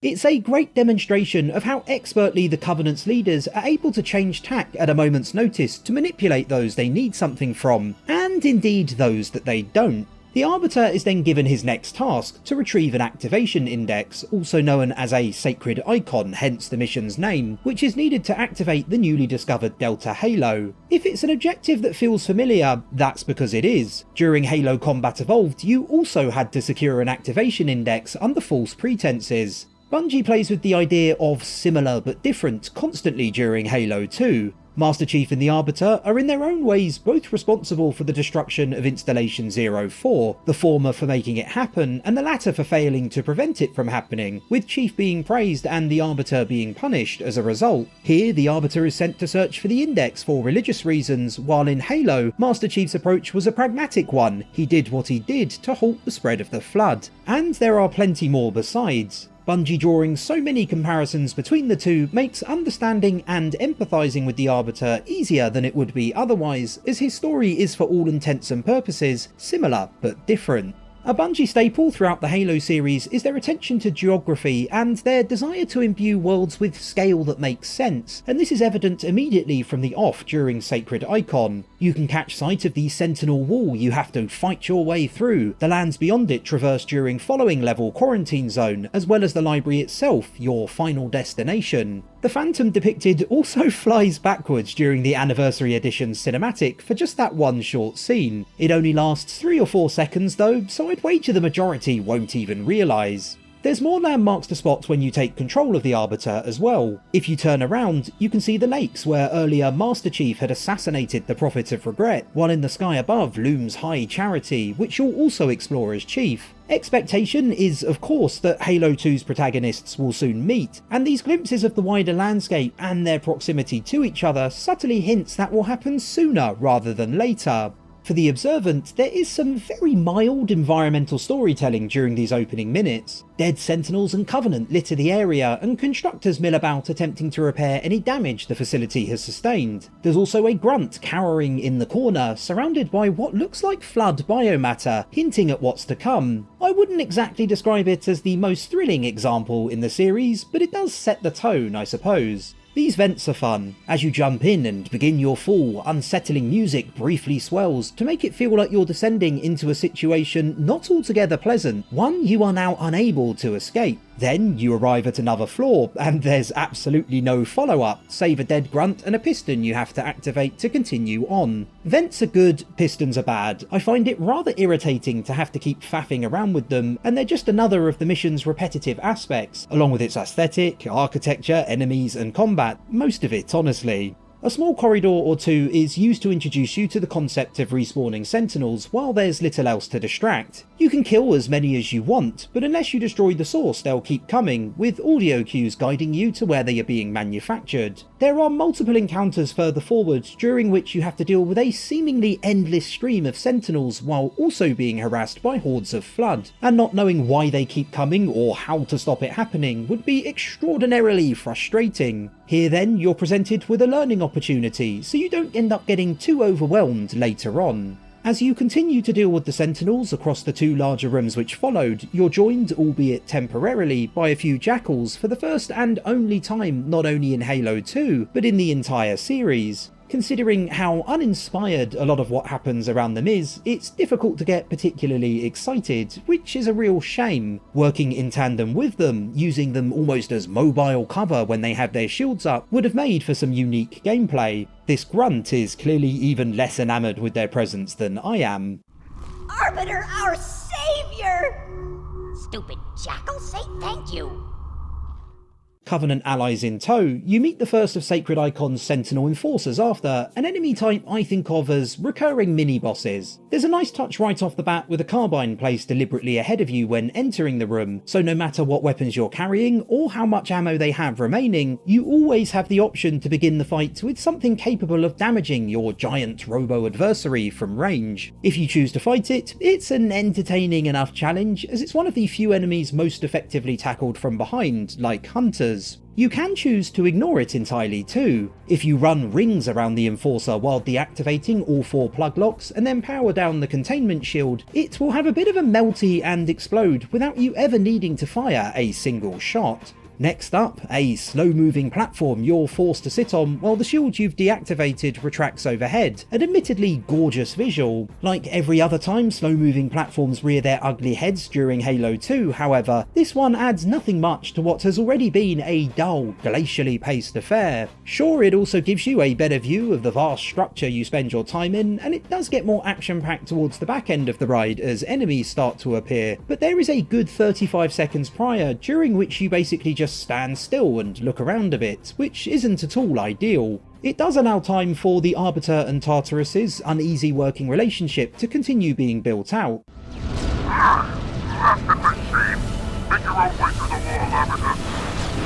And bearing in mind what happens at the end of Quarantine Zone later, it's important Tartarus keeps popping up throughout the level as it lends more weight to his eventual betrayal. That's about as good as Sacred Icon storytelling gets though, with little else to write home about from a narrative perspective. The Flood are now a real threat in addition to regular Sentinels and Enforcers, and your first encounter back on non-slow moving ground involves all three. While it plays out, something worth noting here, a long time passes without any proper music being played from this point onwards. All that can really be heard most of the time is the Flood, Sentinels, occasional Marines, and the sounds of the facility itself, which all help make Sacred Icon's atmosphere imposing. At the same time, it doesn't exactly help with its issue of it not being very memorable. Many of my fondest Halo memories are intertwined with the soundtrack which accompanies them, and other than when in events, I can't single out any part of this level which has close to a similar effect. You'll be dealing with the Flood very frequently indeed as you continue on your merry way. I like that during this portion of the game, Bungie goes to great lengths to highlight that no faction is having an easy time dealing with them. You constantly run the risk of being swamped, the Sentinels are struggling, and you'll likely spot a squad of Marines being overrun in the distance. Proceed to the objective. We'll hold out as long as we can. Get her off me! Suppressive fire! Suppressive fire! The bodies of soldiers also litter the areas which follow, and I believe I'm right in saying that most, if not all, of the combat forms encountered have been created using human bodies, showing just how devastating a loss they in particular have endured. Fighting some humans as the Arbiter here would have been the dream, but I'm not going to dwell on that much for the time being, as I'll return to the idea during my video covering Quarantine Zone. What I will say is that where that mission at least had a hook, it being predominantly vehicle based and including Flood driving vehicles for the first and only time in the series, Sacred Icon lacks any defining feature. Fighting Marines on foot in amongst the Flood and Sentinels would have really helped it stand out. The majority of combat you do get involved in is fairly run-of-the-mill, and during Halo 2 I'd have liked to have seen the Flood in more natural environments, as opposed to only the industrial hellscapes they so often inhabit throughout the series. And staying on those environments for just a second, it's also surprising how little verticality they have too. Even some of Bungie's worst attempts give you plenty of opportunities to take advantage of different levels within arenas, but in Sacred Icon everything is generally very flat.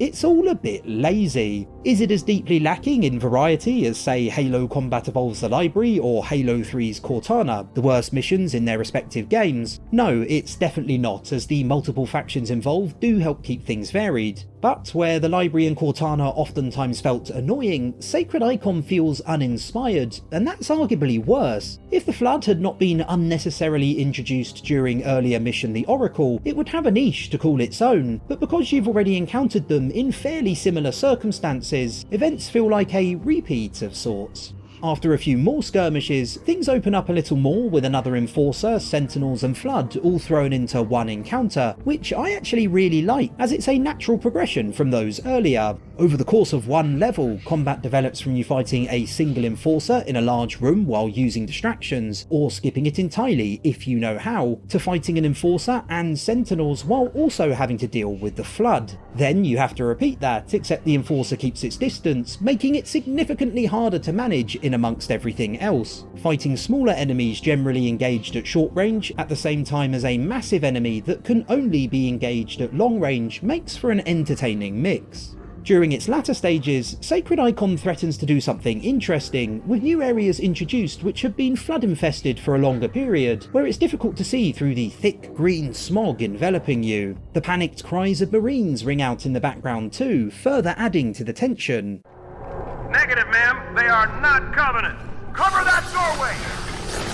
It's a nice change of atmosphere compared to the floors above, and for a short while it helps make combat feel fresh again. The reduced visibility is a great idea in principle, and I'm fairly certain it's the first time in the series you experience an environment like it, but don't quote me on that. However, since you are still only fighting Flood and Sentinels and you've been doing that for a long time already, these battles also begin to wear thin, and I've personally never found them particularly fun to begin with. What I like a lot more is that when you drop down another level directly after escaping the smoggy, flood-filled corridors, you get your best view of the library so far. Seconds earlier, you could barely see 5 feet ahead of you, and now you're able to gaze upon the Forerunner's architecture in all its glory. That juxtaposition really helps the enormous building leave a lasting impression.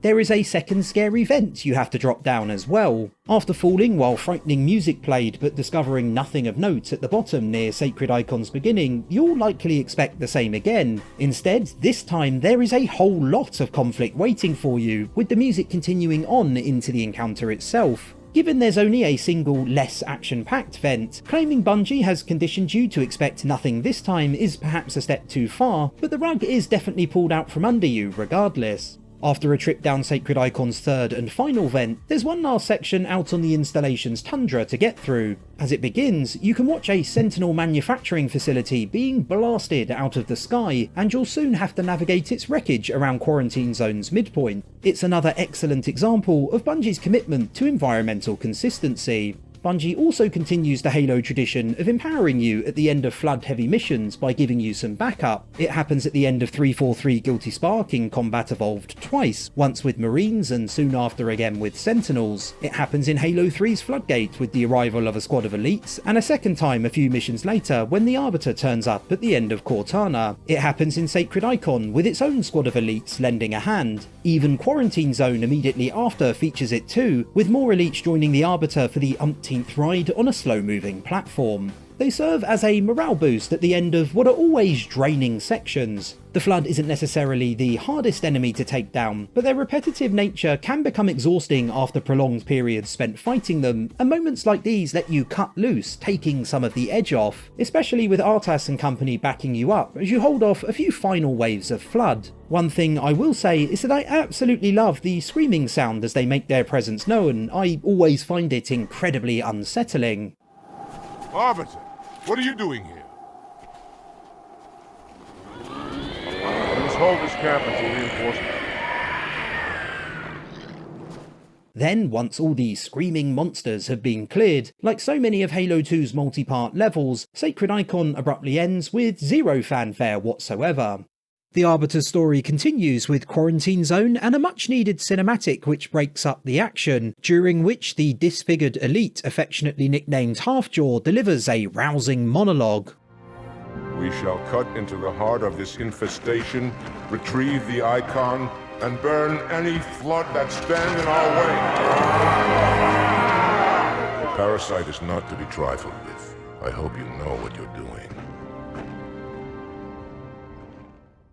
After, you've a selection of vehicles to choose from. I took this Ghost from an ally who was having a bit of a tough time, and you'll need to act fast once you've picked one, as an Enforcer and Sentinels arrive to make life difficult. Remember, you'll have fought a whole mess of them during Sacred Icon, and so this is a welcome opportunity to reduce them to scrap with relative ease compared to earlier encounters. The cavernous area you'll likely charge into next is fan-blooming-tastic. As you enter, you'll likely spot an Enforcer in the distance through a gap in the environment's architecture, and buoyed by your recent success moments ago and with upbeat music swelling in the background, you will probably head straight for it. There is a twist, however. As you round the corner ready to annihilate a few more automatons, you'll quickly realise two things. One, there is a significantly larger number of Enforcers present than you may have been led to believe by the hole in the wall, and two, shockingly, it's no longer only humans and Covenant who can pilot vehicles, the Flood have figured out how to do it too. Ghosts and Warthogs have fallen into their zombified hands, and if you dilly-dally for too long, they'll get their grubby mitts on a Scorpion as well.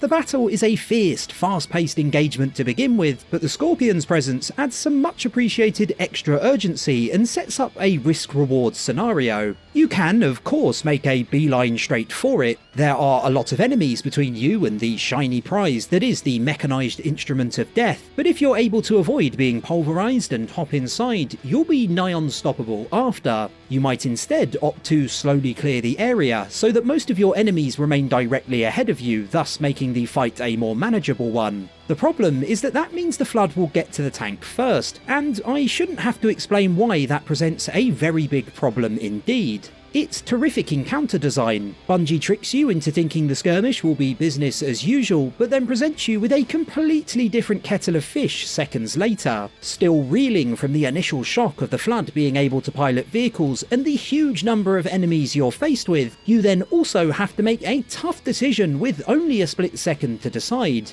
Make the wrong one, and it won't be long before it's game over. The next area isn't an altogether exciting one, but do make note of this pelican flying overhead carrying a scorpion, as we may well run into it again later. Something I'd never picked up on playing Quarantine Zone before until recently is that Halfjaw will radio in to say he's sending more elites your way and to not waste them, but only if all of your allies from the beginning of the level have already perished. I'm sending you a squad of my most experienced warriors, Arbiter. Do not squander their talents. I have an issue with this particular snowy expanse I'll get to in two shakes of a lamb's tail, but one aspect of it which can't be faulted is the view. The library, your final destination, looms large in the background, and the Sentinel manufacturing facility, the same one you saw fall from the sky towards the end of Sacred Icon, burns just ahead of it. You'll have no choice but to explore its smouldering remains soon too. The area's incline guides your vision upwards towards these landmarks, as well as the flood-controlled wraiths firing blobs of plasma into the sky, and to use some less analytical language for a second, it's all really rather pretty. Unfortunately, by this point, the music which imbued earlier engagements with a nice quick tempo will have most likely stopped, which is a shame as it's brilliant. A remix of the track Unyielding, and a song that sounds very similar to Rock Anthem for Saving the World. I believe Reclaimer appears only during the opening to Quarantine Zone and nowhere else in the entirety of Halo 2. When I first wrote about this mission, some commenters claimed that the music stopping abruptly is a glitch or a problem with the Master Chief Collection, and that it should play through to you reaching the Sentinel manufacturing facility. I've done a little research since, and a lot of the time it seems that even on an original Xbox, it will just sort of finish whenever it reaches its natural conclusion. It really is all about how quickly you decide to rush through these sections. It's a shame, as this environment is gargantuan and takes a good while to traverse, and without any music it feels a little dry at times, even if you are generally kept busy by the waves of flood blocking your path. Reaching the outskirts of the downed facility, there's no option but to proceed on foot once more Sentinels and Flood have been cleared out. I don't really know why this part is included. My guess would be to break up the vehicle action, but I don't think it's really necessary. It's more of the same after Sacred Icon, as you endlessly shoot Sentinels and Flood, and while exploring the wreckage of the Forerunner facility might be of interest to some, it's not enough for me that I think this section needed to be featured. It also adds an air of inconsistency to Quarantine Zone. A level using vehicles and only vehicles would be an experience quite different from pretty much every other in the Halo series, especially given the inclusion of the Flood piloting most of them. As it stands, this on-foot section is not only boring, but it dilutes the mission's impact and destroys that fast pace Bungie attempts to build earlier on. If there was some exposition thrown in, this area would have been a great place to learn something new about the Forerunners, then it might have been a worthy inclusion, but in its current form, it adds very little.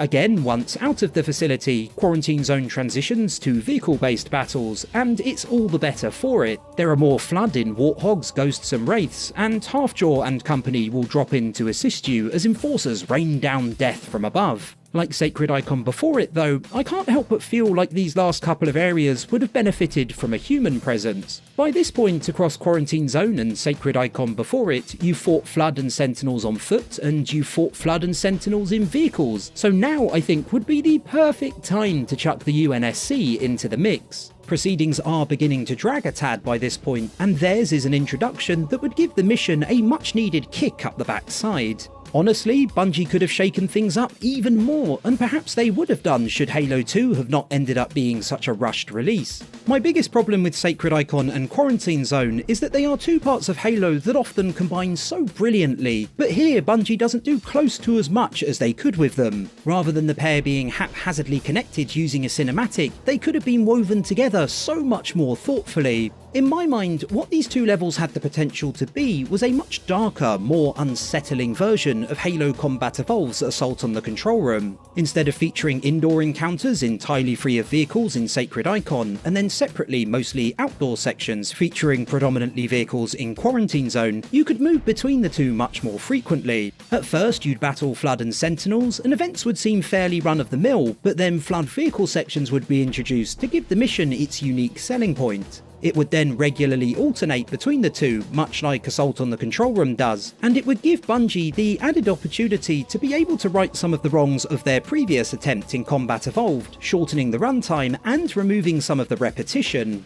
Pacing between the two levels would also be greatly improved as a result. I've spoken many times about how one of Halo's biggest strengths is the way Bungie's level design constantly transitions fluidly between narrow areas and more open environments, and back again. It's a huge factor as to why so many of the series' missions feel extremely varied and exciting throughout, even if the areas in which battles take place often aren't too dissimilar from one another. By melding Sacred Icon and Quarantine Zone together to create a single large level that is the same structurally, what are at present two flawed levels would join to become a single more entertaining journey. It would retain that extraordinary Halo level design we all love so much, but would at the same time have a horrifying uniqueness to it thanks to the presence of Flood on the ground and in vehicles. The level itself could even be named Assault on the Library, or something a tad more imaginative, to drive home the likeness to Master Chief's exploits during Halo 2's predecessor. Before we move on, I feel fairly confident making the claim that the wreckage of a Pelican found here is likely that of the one we saw flying overhead. It's never shown to crash, but with there being a Scorpion sat nearby, or being driven by the Flood if you're really unlucky, I reckon it's reasonable to assume that it is one and the same. There being machine gun turrets set up outside the corridor leading to the gondolas, and some supply crates dotted around solidifies that idea in my mind, as it seems like the UNSC was trying to prevent the Flood from following Miranda Keyes, Sergeant Johnson and their team onto the gondolas. Leaving whatever vehicle you were piloting, you reach Quarantine Zone's final segment. A short cinematic shows Halfjaw and Tartarus both offering to cover the Arbiter, which I'm sure Bungie hoped would throw you off the scent of Tartarus's betrayal, which follows soon after.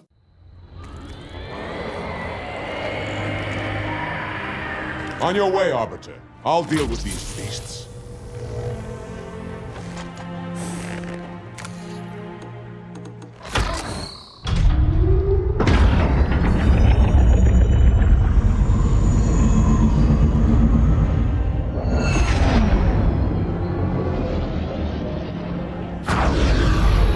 I see that coward didn't join you. I'll do what I can to keep the Flood off your back. I've already spoken about not being a big fan of the trip through the Sentinel manufacturing facility which punctuates the earlier vehicle segments, and there's a second dodgy on-foot section to deal with here. Unfortunately, it's another gondola ride. As with a lot of Quarantine Zone, it does have all the ingredients needed to be something more compelling than it ends up being. Bungie could have had you fighting off Flood on your own gondola, while you also had to manage a human threat on another adjacent to yours, to give the section its own unique twist. However, you don't get anything like that, and while it has potential that never comes anywhere close to being realised, it is still ultimately just another trip on a slow-moving platform, and I'm staggered Bungie chose to throw it in towards the end of this particular mission. It's also one of the most unforgiving areas in terms of checkpoints in the entire series. I often end up dying for whatever stupid reason during this part, less due to a lack of skill and more due to floods with shotguns or enemy swords appearing out of nowhere all the time, or because of general inconsistencies with the gondola's physics, like this example I'm showing you now. I have a fairly high tolerance for failure in video games nowadays. I have to, considering I'm no longer the young gun who could finish entire Halo campaigns alone on Legendary without even breaking a sweat, but being sent back to the beginning of what is already already an incredibly drab section featuring long periods of downtime even when dying near its end is for me too much to handle. I think this entire section should have been depicted briefly as part of the cutscene with Halfjaw and Tartarus, with either a final vehicle sequence or a few encounters in the library itself added after. The first suggestion would help cement in your mind that Quarantine Zone is a vehicle level first and foremost, while the second would be a nice callback to Master Chief's exploits during Halo Combat Evolved, and further drive home that idea of the Arbiter and Chief doing many of the same things but for drastically different reasons. Instead, you get another tiresome gondola ride which takes some of the shine off what can at times be an engaging level. The final few scenes of Quarantine Zone are a throwback to Combat Evolved's The Library, with a nod to it included by Bungie in the form of the chapter name, that old familiar feeling. It's perhaps the shortest and most uneventful chapter in the whole series, with little else on offer other than the Flood and Marine bodies scattered all over the ground, and the odd infection form wandering around aimlessly. There being Marines and Flood strewn all the way from the library right up to the gondola the humans used to travel to it on is a neat touch at least. It implies they stepped off it, were immediately attacked by the Flood, and had to fight their way right through to where the index is being kept. Thankfully, they seemingly cleared the way for you as well.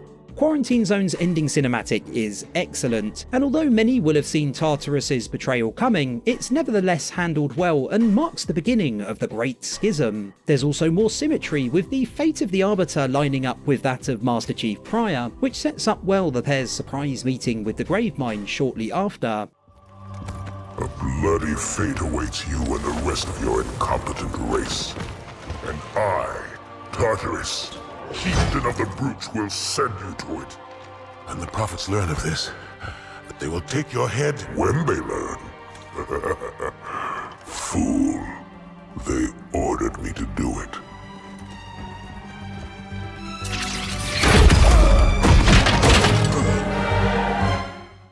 At long last, it's time for Master Chief and the Arbiter to meet face to face at the start of Gravemind. You might also be wondering what a Gravemind is, given the name of the mission, and you'll find out straight away as a horrifying creature reveals itself. Relax. I'd rather not piss this thing off. Demon.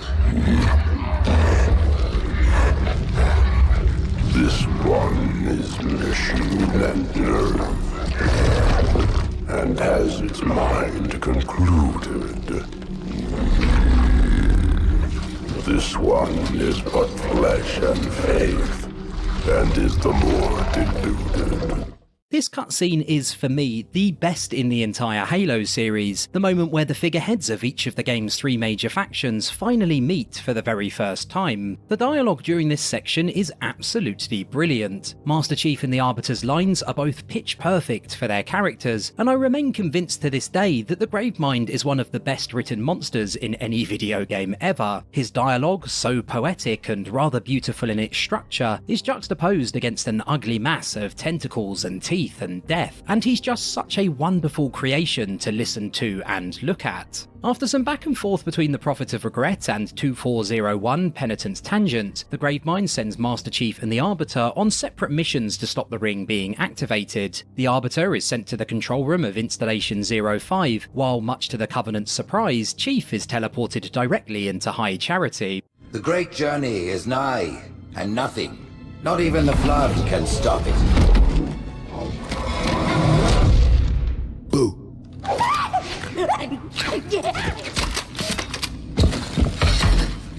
Kill the demon!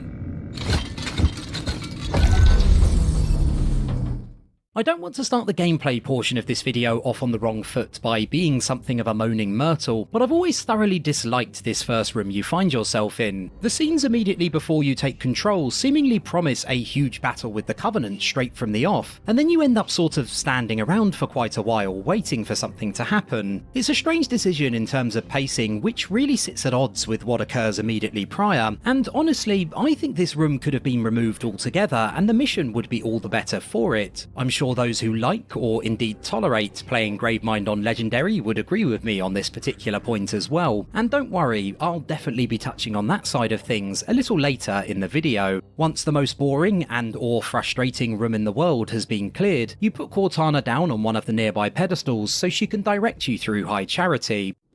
That prophet, Truth, he has the index. You've got to take it from him. Let me get these doors. Go. It'll be easier to track truth if I stay in the network.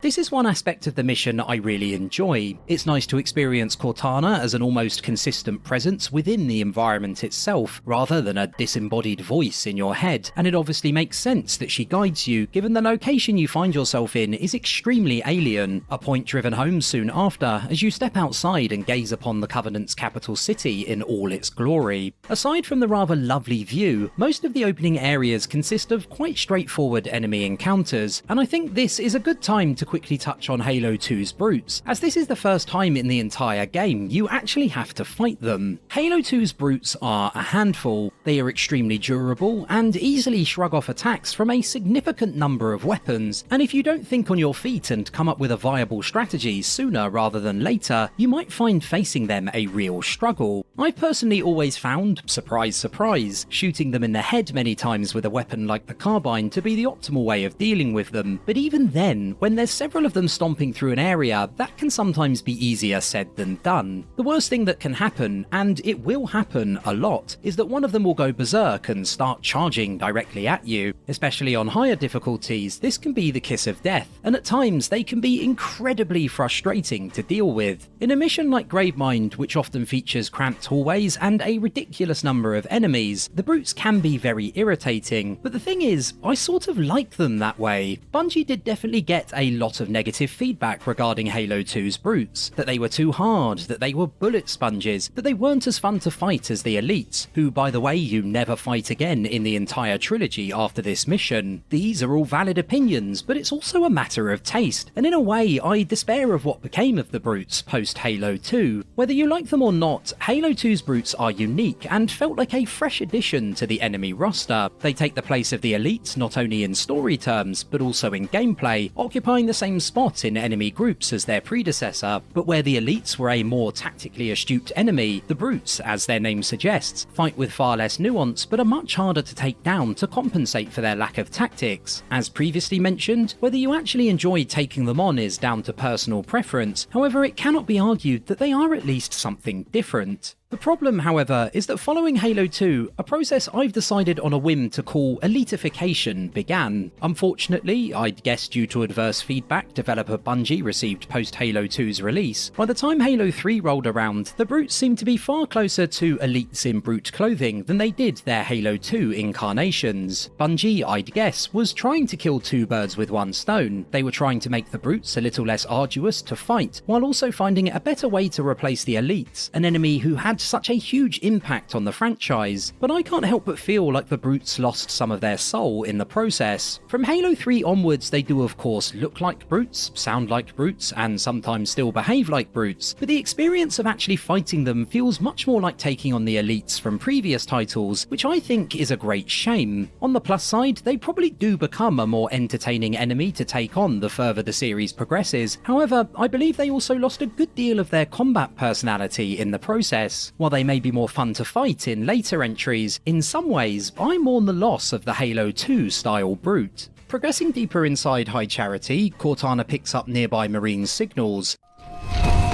Wait a minute. I'm reading Marine IFF transponders. The signals are originating somewhere below your position. And so you head on your merry way to rescue them. Considering the length of the mission, I'm not convinced this section needed to include 3 identical floors for you to explore, and it probably should have been cut down to just the one. You can try and be stealthy when you arrive in the area, which I suppose makes the sequence a little bit different and gives it sort of a jailbreak vibe, but I personally find it incredibly difficult to remain undetected for more than a few seconds, although, as usual, that may be down to my lack of talent rather than an issue with the way the area is designed. Everything in Gravemind up until this point is mostly good but not great, but it's after travelling up the gravity lift and entering the next stage of this mission that things begin to get far more interesting. Entering this next area marks the true beginning of the Great Schism, the Covenant Civil War, with Truth's messages about the brute's successes and the failures of the elites marking a huge split in the once unbreakable faction. The elites have failed to protect the prophets, and in so doing put all our lives at risk. Let no warrior forget his oath. Thou in faith will keep us safe whilst we find the path. From this point onwards, a whole new dynamic is added to combat. As Master Chief, you fought Covenant and Flood on their own or at the same time on a single battlefield, but discounting the Insurrectionists, the Arbiter encounters earlier in the campaign, this is the first time you've seen Covenant fighting Covenant before, and it's the introduction of this conflict to Gravemind that I think saves the mission from being a pretty underwhelming one. It cannot be denied that the mission suffers from an issue so prevalent in Halo Combat Evolved and Halo 2 in particular, repetition in level design. It's not that any of the areas are badly designed in and of themselves, but nonetheless, no one needs to make their way through the same rooms time and time again. On easier difficulties, it makes the mission feel like it goes on for far too long, and on harder difficulties, that feeling is further intensified due to how unreasonably hard Gravemind is. I thought about playing it through on Legendary for this video, I really did, but I just couldn't put myself through that again. Back in the day, I would play every Halo released through on Legendary by myself, and across all of Bungie's titles, there were only 2 levels which forced me to take an extended break due to just how infuriating I found them. One is Cortana in Halo 3, and the other is Gravemind. You know you're in for a bumpy ride when the mission's very first room is unreasonably difficult to get through, and while there are a few sections throughout the rest of its runtime quite as bad as that, it never really gets that much better. If Bungie had stepped up their editing and had cut down on the 3 or 4 styles of room which are repeated 3 or 4 different times, I'd have much less of a problem with the chaos in terms of difficulty, but they didn't, and to be frank, the level does suffer hugely because of that. As mentioned, however, it's the advent of the Great Schism that saves things, and thinking about it, Gravemind actually does a good job of presenting the best and worst of a lot of Halo 2's missions in one neat package. Yes, it's repetitive as nobody's business, it outstays its welcome by a long way, and at times on higher difficulties, it can feel like a deeply unfair experience. On the other hand, Halo 2's world building and plot is by far the best in the series, rivaled perhaps only by Reach, and Gravemind is one of those missions where those things particularly shine through. The cutscene which kicks off the mission is amazing, watching the Civil War unfold in front of you in a manner which affects gameplay is superb, and the combination of Cortana's commentary and Truth's messages echoing around you is fantastic. During combat, you can get in the middle of things as early or as late as you'd like, and it's a wonderful example of it genuinely feeling like the story is unfolding around you and would continue to unfold whether you were present or not. It really truly feels like you're in the middle of a big, messy conflict in an unfamiliar setting, just trying to muddle your way through as best you can. It soon becomes clear that the events unfolding across High Charity are much more than just a flash in the pan. The Covenant just destroyed 2 of their own ships, and I'm hearing reports of small arms fire throughout their fleet. And this realization also marks the appearance of In Amber Clad to further complicate matters. Slip space rupture. It's in Amber Clad.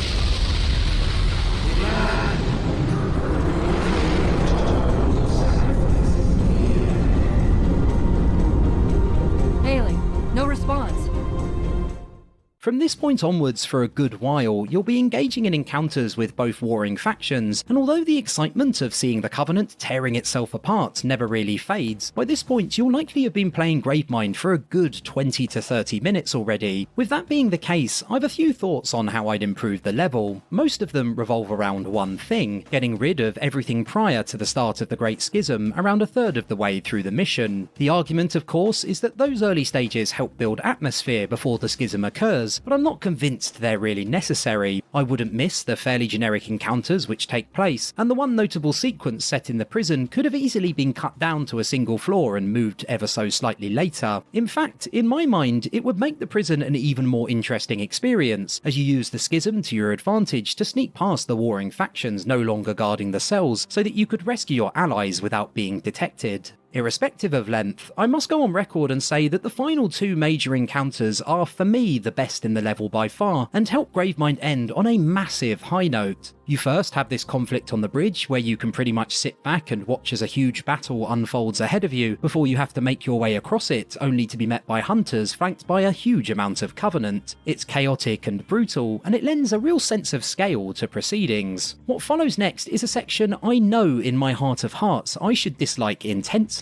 You enter a circular arena where again the Covenant are fighting each other, and quite unexpectedly, an instrumental version of rock band Breaking Benjamin's song Blow Me Away kicks into into gear. It is super cheesy. It is super cheesy. I'd imagine it was shoehorned in to get as much use as possible from a song Bungie no doubt spent a lot of money on the rights to, and while the Halo soundtrack does often feature guitars, it definitely does still sound out of place. And you know what? Even so, I bloody love it. Yes, it sticks out like a sore thumb, and if I'd have been a Bungie staffer in the meeting where someone suggested it, I'd have told them it was an incredibly stupid idea, but for whatever reason it works, and it never fails to put a smile on my face, no matter how much or how little I've enjoyed playing through the rest of Gravemind. After receiving some distressing news from Cortana about the contents of In Amber Clad.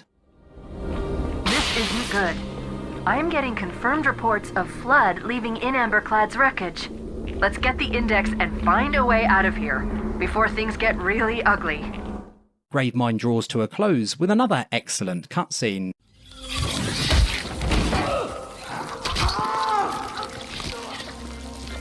Let him be. The great journey waits for no one, brother. Not even you.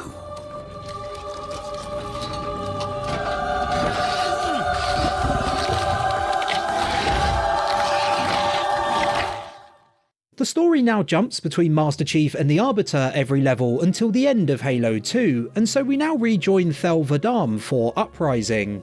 At surface level, Halo 2's Uprising depicts the Arbiter's journey to Delta Halo's control room, but the underlying story is really a smaller one of revenge. It's an odd level, as despite it appearing close to the end of the game, it barely advances the wider narrative, yet it is nonetheless still significant in story terms. Uprising opens with the Arbiter arriving in the vicinity of Installation 05's control room as he heads on his merry way to no fanfare whatsoever. Unusually, the cinematic contains no dialogue, and there won't be any until it ends, when you stumble upon this elite on the verge of death. Weaklings. Brutes have betrayed us. The Counselors. Elite bodies are piled everywhere you look, with brutes further along the path debating how they should dispose of the Arbiter's fallen comrades littering the area. Let's just throw them over the edge. Where's the fun in that? A sobering introduction made all the more somber by the fantastic accompanying music. These early scenes set the tone for much of the level's self-contained story, which I'll elaborate on momentarily. Witnessing the brutality on display, pardon the pun, the temptation will be to grab an energy sword, charge in and begin slashing your way through the many enemies blocking your path. However, like at the start of the Arbiter earlier in Halo 2's campaign, you can opt for a more subtle approach, for roughly 30 seconds or so. Even clearing out the first 3 brutes without being rumbled can be a tricky proposition, and silently dispatching any more after that may as well be impossible. It might actually be impossible, for all I know. I certainly couldn't manage it despite multiple attempts, which is disappointing as the area's layout with its tight pathways is tailor-made for sneaking around. The brutes reacting to 2 of their pack being taken out is something you don't see often. Go see what's taking them so long. There may be no further opportunities to continue your stealthy approach once they've investigated, but I appreciate there being at least subtle acknowledgement of you choosing to play it cool to begin with. Once plenty of brute bodies have been added to a battlefield now covered in corpses, several elites, including a zealot, arrive to provide support. If you were expecting the Arbiter's first foray having met the Gravemind to be one of great importance to 2's overarching story, like Master Chief witnessing the Great Schism prior, then you may be disappointed. Other than an extremely brief exchange with Halfjaw at Uprise's conclusion, nothing included contributes to the big picture in any meaningful way. Your only real objective from start to finish is to reach Delta Halo's control room by any means necessary. That doesn't mean Uprising has nothing to offer though, with Bungie breaking convention in the way missions are ordered to tell the elite's story. Up to this point, the entire campaign has been about pairs. Outskirts and Metropolis, the Arbiter and the Oracle, Delta Halo and Regret, and Sacred Icon and Quarantine Zone, all of them function as 2-part tales. Uprising is part of a duo too, with last level The Great Journey being its other half for all intents and purposes, but unlike those other examples just listed, they are disconnected from each other, much like Gravemind and High Charity are for Master Chief. I'm sure Bungie spent ages debating whether to join each set, and in the end, I think they made the right decision not to. While their ordering does break the campaign's lovely neat pattern up to the end of Quarantine Zone, it helps the Arbiter's story flow much better. You see the conflict between the Covenant, Brutes especially, and the Elites break out during Gravemind, and you then see the consequences of that betrayal from the Arbiter and the Elite's perspective straight after. If High Charity followed Gravemind instead, as it should do if we consider the rest of the campaign's logic, I think by the time you rejoined the Arbiter, the Covenant's treachery would carry less weight. After all, you'd have already seen them getting their just desserts, with Holy City High Charity overrun by the Flood and another prophet killed. As events are presented in the final product, you watch the Covenant plunge a knife into the back of the Elites, and you then get to plunge a literal sword into the backs of lots of Covenant, which makes for a far more satisfying chain of events. It's a really entertaining, almost self-contained story of sorts. The Arbiter, initially alone, is joined by a squad of Elites and a few Grunts, and together they exact revenge on the Covenant for their crimes. Nothing is spoken of the Great Journey, the war between humanity and the Covenant, or the Flood's presence on the Ring and elsewhere. For a few brief moments we're part of a more personal journey focused entirely on the Elite's plight and their quest for retribution. I can't think of too many other examples of Bungie doing similar. Exodus in Reach is always my go-to example when it comes to a self-contained story within a Halo title, and while it's not something I'd want peppered throughout Halo's campaigns all the time, on this occasion, it really works. As is now tradition, Halo 2 features a special, particularly chatty grunt who can be found halfway through Uprising. Please, no hurt. Me like elites. Brutes stinky bad. Me stay here, make sure no brutes come behind Mighty Arbiter. I would have liked him to be a bit harder to find. The thirsty grunt in Combat Evolved hidden down a random corridor during the Moore's Warthog run, and 3's sarcastic grunt sitting just out of sight at the end of Halo, also during its Warthog sequence, both carried with them a sense of achievement if you manage to find them organically. It's unlikely you'll miss the cowardly grunt full stop. However, because his dialogue trigger seems to be tied to something in the background, I'm sure there are many who didn't realise what they'd discovered, as unfortunately his lines often won't trigger and he'll just sit there quivering. He remained completely silent during several of my recent playthroughs, until I did eventually manage to get him to speak. I remain in the dark as to what made that happen. It's also worth mentioning before we move on that there is another example of a brute reacting to events here, like the two searching for their friends earlier, with one of them hurrying to warn his mates after you burst into the room. Elite resistance! Warn the others! Given Uprising is predominantly about the Elites and Brutes duking it out, these little interactions give your enemy a much needed splash of extra personality. From the narrow hallways of the Forerunner structures, you transition into a less enclosed section, although only slightly. In the context of Halo 2, this is actually one of my preferred vehicle sequences, by virtue of the Elites also jumping in ghosts and the hefty number of Brutes clogging up the two larger areas towards its beginning. The action can get pretty intense, helped hugely by unyielding blasting out in the background. It is intensity by numbers rather than any sort of meaningful design though, and remember that idea because I'll return to it shortly. Once the open areas have been cleared, you follow a stream downhill and reach a checkpoint of sorts you need to get through. As you can see, I chose to kill everything, but you can just speed right through it should you prefer. It makes a lot of sense in world for such a concentrated group of Covenant to be there. It's essentially a choke that can be held to stop anyone from getting any closer to Installation 05's control room. At the end of the trail is an example of game design Bungie is always really good at, that is, leaving weapons or enemies equipped with them at the start of a section during which they'll be most effective. On this occasion, it's 2 jackals you can eliminate to secure a beam rifle, allowing you to safely clear out the first group of brutes ahead of you without being bothered by them at all.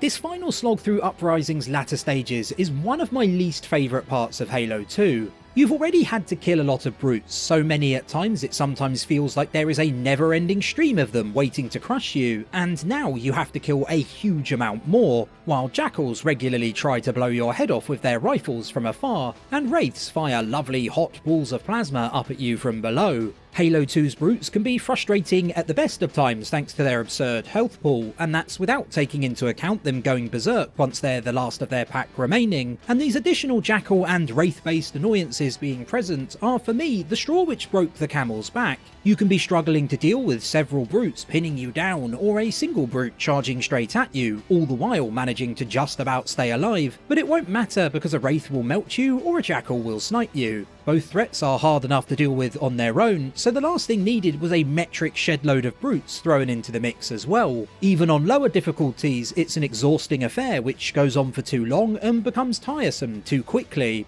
I think Bungie understood how dodgy this section is too, honestly, given there is a shameless weapon dump halfway through, one of few in the whole series, allowing you to choose from just about any human or Covenant weapon you fancy. To me, it's almost like an admittance, or an apology, for this part of Uprising really not being all too well balanced. Even this elite seems quite unimpressed. What vulgar taste! Even as trophies, these weapons are worthless! I can usually breeze through the vast majority of Halo 2 on Heroic without breaking much of a sweat, but let me tell you, a few beads were definitely beginning to form while bumbling my way through this particular dog's dinner. Like the earlier vehicle section, it is difficulty due to numbers instead of Bungie's usual difficulty due to challenging but engaging design, and I'm always glad to see the back of it. Uprising closes with a bait and switch as the Arbiter is confronted by a Wraith, which it turns out thankfully is being piloted by Halfjaw. By the rings, Arbiter. The Councilors, are they... murdered by the brutes? Vile, disloyal beasts. The Prophets were fools to trust them.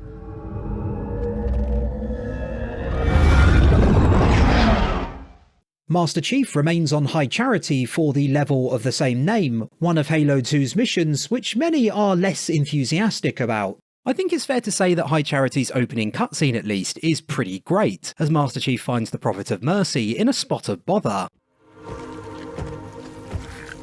Your pal. Where's he going? Earth, to finish what we started. And this time, none of you will be left behind. And I always love a dramatic entrance by the Flood.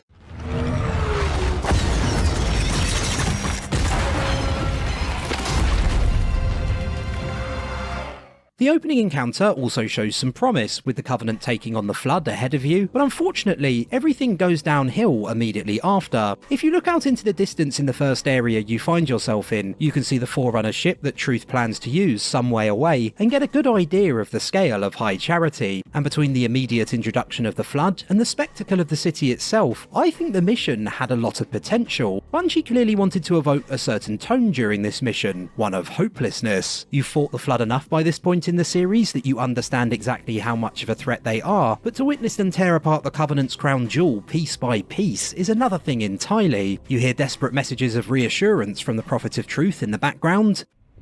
The parasite did not defeat the Forerunners, and it shall not defeat us. And the Gravemind himself also chimes in once or twice as well. We exist together now. Two corpses in one grave.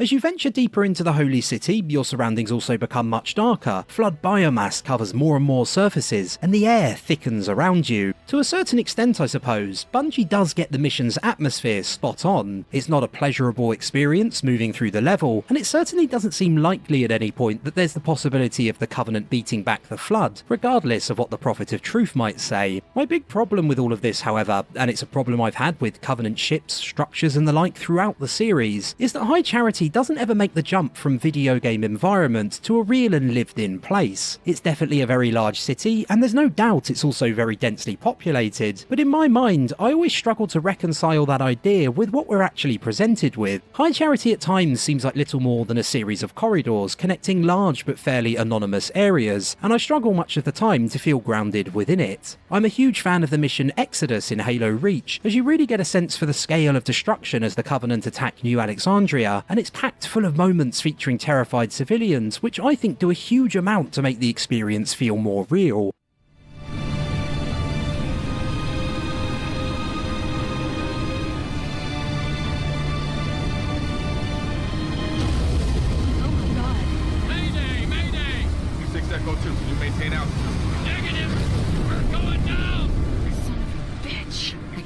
watch this. Fox Actual, should we send search and rescue birds? Negative, dispatch. No point.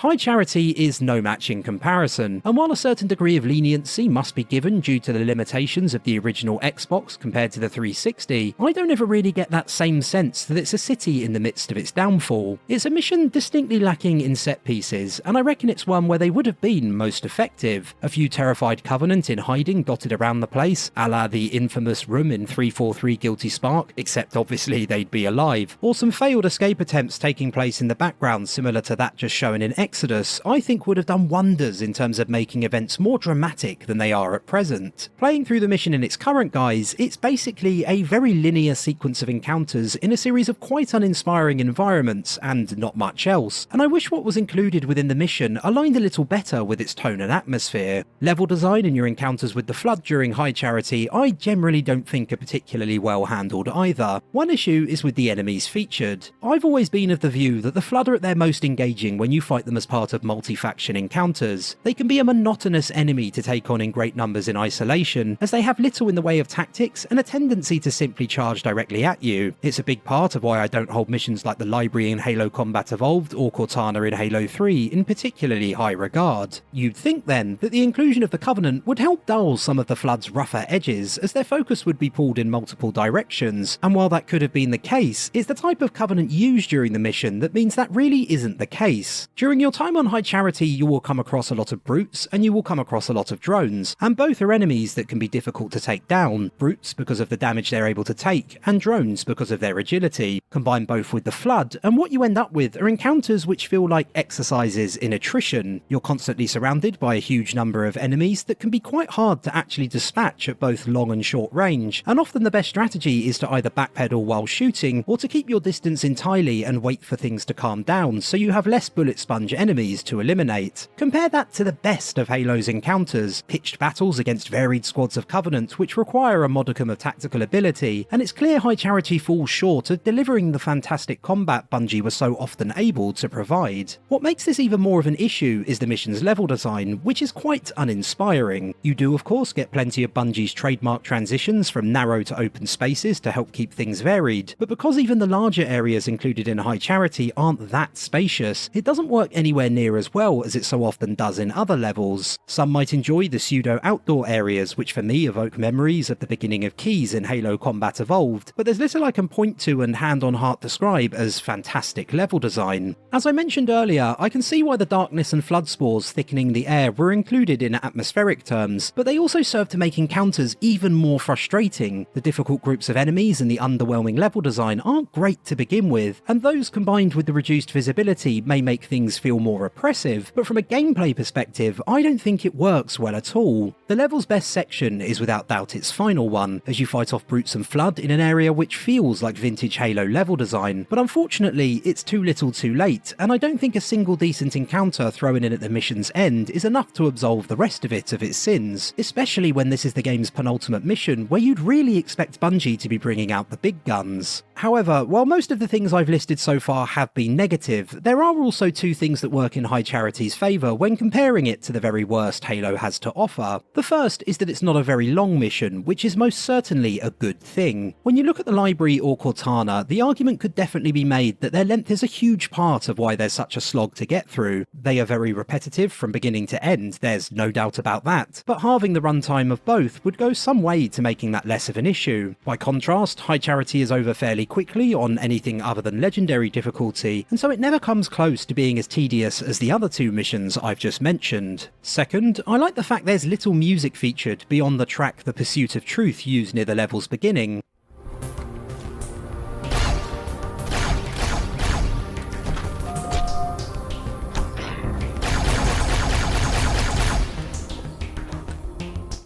Much of the time, the only sounds you hear are the roars of the flood and a low-pitched rumbling in the background, and it definitely does add to the mission's unsettling vibe. Now that I've talked about some of the things that jumped out to me when I played the level recently, do I think High Charity is Halo's worst level? Probably not, but it's not far off it. It's a mission which has great potential, and at times it can be somewhat atmospheric, but its generic environments and uninteresting encounters means it never gets anywhere close to its full potential. Fortunately, it also has a much shorter runtime runtime than some of Halo's other stinkers, which helps take the edge off, but even with a runtime of 15 to 20 minutes or so, I was definitely more than ready for it to end by the time it reached its conclusion. Finally, we arrive at Halo 2's last level, with the Arbiter joining forces with Halfjaw. What is that place? Where the counselors were meant to watch the consecration of the Icon. The start of the Great Journey. There is still time to stop the key from turning. I must get inside. Then mount up, Arbiter. I know a way to break those doors. You can then choose to jump in a Wraith or a Phantom after, and for me there's only ever one clear winner. When chatting about Uprising, the Arbiter's previous level, I spoke of how it's definitely still the first of a two-half experience, along with the Great Journey, regardless of Bungie deciding to take the unusual step of separating them. It's as clear as day when you consider how everything escalates across the pair. During Uprising, you most likely used a Ghost to work your way through a couple of relatively small open areas and some canyons to get closer to Installation 05's control room. Then, in the Great Journey, you do similar across a larger environment containing more vehicles before taking to the skies for some mid-air shenanigans. During Uprising, you team up with elites, and then in the Great Journey, you fight alongside hunters and later even humans. Finally, during Uprising, you have an extremely brute-heavy section to round things out. Too brute-heavy if you ask me, and the Great Journey's closing minutes are alike, except you also have to take down the biggest, baddest brute of them all. As mentioned, they're not connected, but considering the parallels between them, I think they would have been one of the better pairings in Halo 2, if they were. This particularly violent vehicle-based battle is one of my favourites in Halo 2, as it's closer in design to Combat Evolve Zone encounters than it is to a lot of its sequels. Disregarding Quarantine Zone, which is a different breed entirely, a lot of 2's vehicle sections are giant corridors you're forced to drive down in a straight line, as opposed to the original style which mixed the linear with open battlefields where moving in and out and around them was a viable strategy. Think certain parts of Halo, Assault on the Control Room, or the Silent Cartographer. You still don't deviate from the path too much here, but because there's plenty of room to manoeuvre and because the arena is broken up by geometry in its centre, it doesn't feel quite as direct as many others featured in the campaign do. The sheer number of Covenant vehicles you have to destroy also helps. Often you'll find yourself surrounded as enemy ghosts dart around, which again helps offset some linearity as you're not just moving forwards the majority of the time. In a way, it's the best of both worlds. With the surrounding area well and truly cleared, a series highlight awaits. The Arbiter? I thought he was dead. Hold your fire. The hunters have come to our aid, Arbiter. They will fight by our side.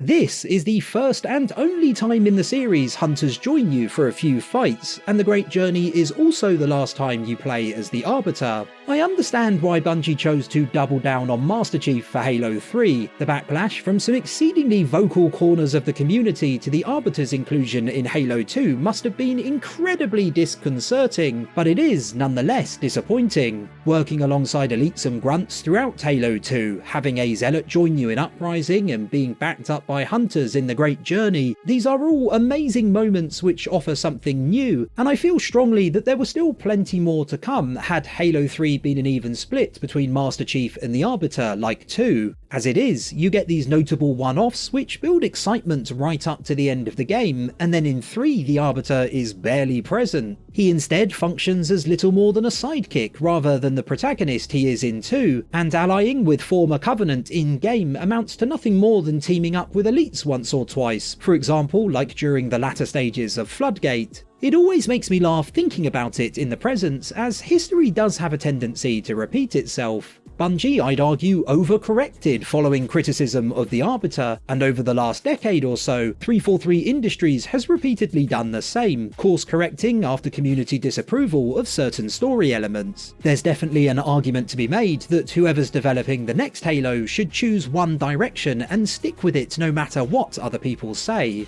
Disappointment aside, this is an excellent on-foot affair for our now much-loved elite. A firefight through some canyons joined by some hunters, a push down a bridge packed full of Covenant, and a prison break. There's a lot going on. The prison break in particular is such a good idea. I always enjoy it when video game developers don't signpost interactivity too obviously, so you can figure it out for yourself and get much more satisfaction as a result, and that is true here. If you dive in without paying attention to your surroundings, you'll probably finish the fight and then realise you can break a small army out of the cells around you. If you take a moment to observe your environment before you get fighting, hopefully you'll catch on early in the encounter and be rewarded for demonstrating initiative. To say I've been rather vocal at times about my dissatisfaction with some of Halo 2's samey level design is a monumental understatement, but I have to give credit where credit's due. This on-foot part is one of those which shows the game at its very best. There is one small issue, and that is that your allies' pathfinding is absolutely terrible, with them stopping in corridors and refusing to follow you, sometimes at random, but I've had a few people mention this might be a bug with the Master Chief Collection's version of 2, rather than something featured in the original. I've watched some footage of that original being played on an Xbox, and it still doesn't look perfect, and since I don't have the setup to test it myself, I can't comment conclusively either way. Annoying, it most certainly is, but do bear in mind it may be a problem which arose years after release. Upon reaching the top of the structure and coming face to face with the Scarab seen earlier, an unlikely alliance is made. Listen, you don't like me and I sure as hell don't like you. But if we don't do something, Mr. Mohawk's gonna activate this ring, and we're all gonna die. Tartarus has locked himself inside the control room. Well, I just happen to have a key. Come on, grab a banshee and give me some cover. Gonna know what's coming. Whenever I'm writing a script for Halo or for any other video game, I always say to myself, don't just write stuff for the sake of it, always have a point to make. This is one of those occasions where I'm going to live by that philosophy and not say a whole lot, because there's not a whole lot to say about this section. Retracing your steps piloting a Banshee is fun, and similarly to when you were heading in the opposite direction at ground level, there's a lot to keep you occupied, with what feels like a million Banshees continually harassing you. It's by far the best Banshee sequence in the game too, although there's not exactly a lot of competition. There's the end of the Arbiter, which is entertaining in bursts and boring in others, and there's another in the Oracle which may as well not have been included at all. What it does help shine a spotlight on, though, is the Great Journey's incredible variety. When I ranked Halo 2's levels by quality, I gave it 5th place, a good showing given there are 13 missions to choose from, but after playing it 3 or 4 times for this video, I think I might have underrated it. There's a vehicle segment on the ground, a vehicle segment in the air, absorbing on-foot combat, a cinematic boss battle, you get to team up with former Covenant including hunters, and a human driving a Scarab. It's a mission of middling to short length, but it features a remarkable assortment of gameplay within that runtime. Having reconsidered my previous ranking of it over the last few days, I'd probably move it into my top 3 if I had to do it all again. Thankfully, Sergeant Johnson makes it to the control room in one piece, which isn't overly surprising, he's in a Scarab after all, and he uses the hulking machine to clear a path forward so you can proceed on foot. Stay clear of the door. Hey, faster. Knock, knock.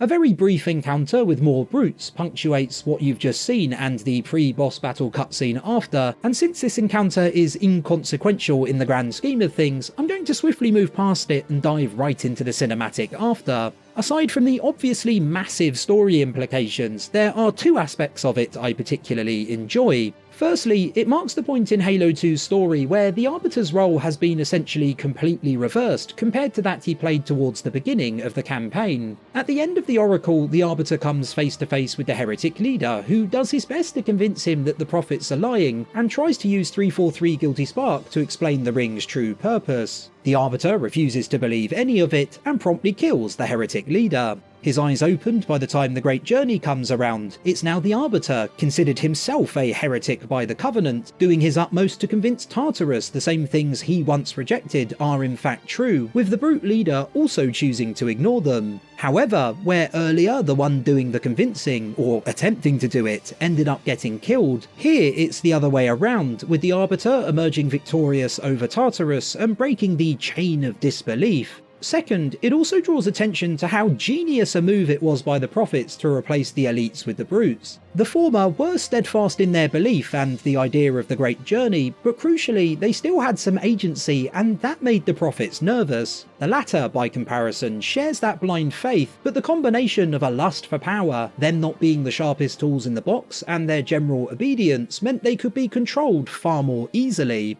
I think this is probably why Bungie didn't let the earlier scene between the Arbiter and the Heretic leader play out to the point 343 Guilty Spark explains everything. If that happened, then the argument could have been made that Tartarus's response to the later revelations is completely understandable, as it would have been exactly the same as the Arbiter's. As it stands, the Arbiter never got the full story and so remained loyal, whereas Tartarus is told everything and still doesn't change his mind, which drives home just how stupidly loyal the brutes really are. Tartarus, the Prophets have betrayed us. No, Arbiter! The great journey has begun, and the brutes, not the elite, shall be the Prophet's escort. The boss fight with Tartarus is what it is. It's executed well enough, I suppose, and it had some potential, but it's ultimately let down due to Tartarus's impenetrable shield and you only being able to damage him after Johnson shoots him a few times. He also frequently misses his shots, adding to the misery. Together, these two factors mean it's a badly paced battle, as other than quickly taking out a few brutes who show up every now and then, you're completely at the mercy of outside factors when fighting Tartarus himself. Not being able to damage a boss for extended periods is not fun at all, and a few simple changes would make this fight far more interesting. Allowing you to bring down Tartarus's shield yourself and upping his health pool to compensate would give you more agency, and having Johnson's shots stun him without them being key to doing any damage would keep the Sergeant involved. In its current guise, you'll either find it really difficult to get the job done, or really easy once you know how to do it. There's no satisfying in between. With Tartarus vanquished once and for all, Miranda Keyes has enough time to stop Delta Halo from firing, which neatly wraps up the Arbiter's part of Halo 2. We haven't quite reached the end of the story yet though, with Master Chief's side of things also needing to be concluded. I think many of you watching will be familiar with the outrage regarding Halo 2's sudden ending, so I'll do my best to keep my thoughts brief. To be totally frank with you, I am still not a big fan of it at all. In isolation, it's not an awful way to close the campaign, and those playing Halo 2 for the first time nowadays will likely be much more satisfied by it. However, you also have to consider context. The E3 2003 trailer showed extraordinary action-packed footage of battles on Earth. Marketing material carried lines like "Earth will never be the same," and in general, the pre-release expectation was that our home planet would be a pivotal part of the experience. What we got instead was Outskirts and Metropolis, both good levels but nowhere near E3 2003 good, and nothing else set on Earth. Then 2 ends with Master Chief heading straight for Earth, the implication being that more was going to happen there, but you'd have to wait until the next game in 3 or 4 years. While my feelings of annoyance have faded with time, there are few video game endings which have left me anywhere near as frustrated. We've got a new contact, unknown classification. It isn't one of ours. Take it out. This is Spartan 117. Anyone hear me? Over. Isolate that signal. Master Chief, you mind telling me what you're doing on that ship? Sir, finishing this fight. For all the bluster about Master Chief, we mustn't forget about Cortana either. Left behind on High Charity, her fate is unclear as Halo 2 draws to a close. Silence fills the empty grave now that I have gone. But my mind is not at rest, for questions linger on. I will ask, and you will answer. All right. Shoot.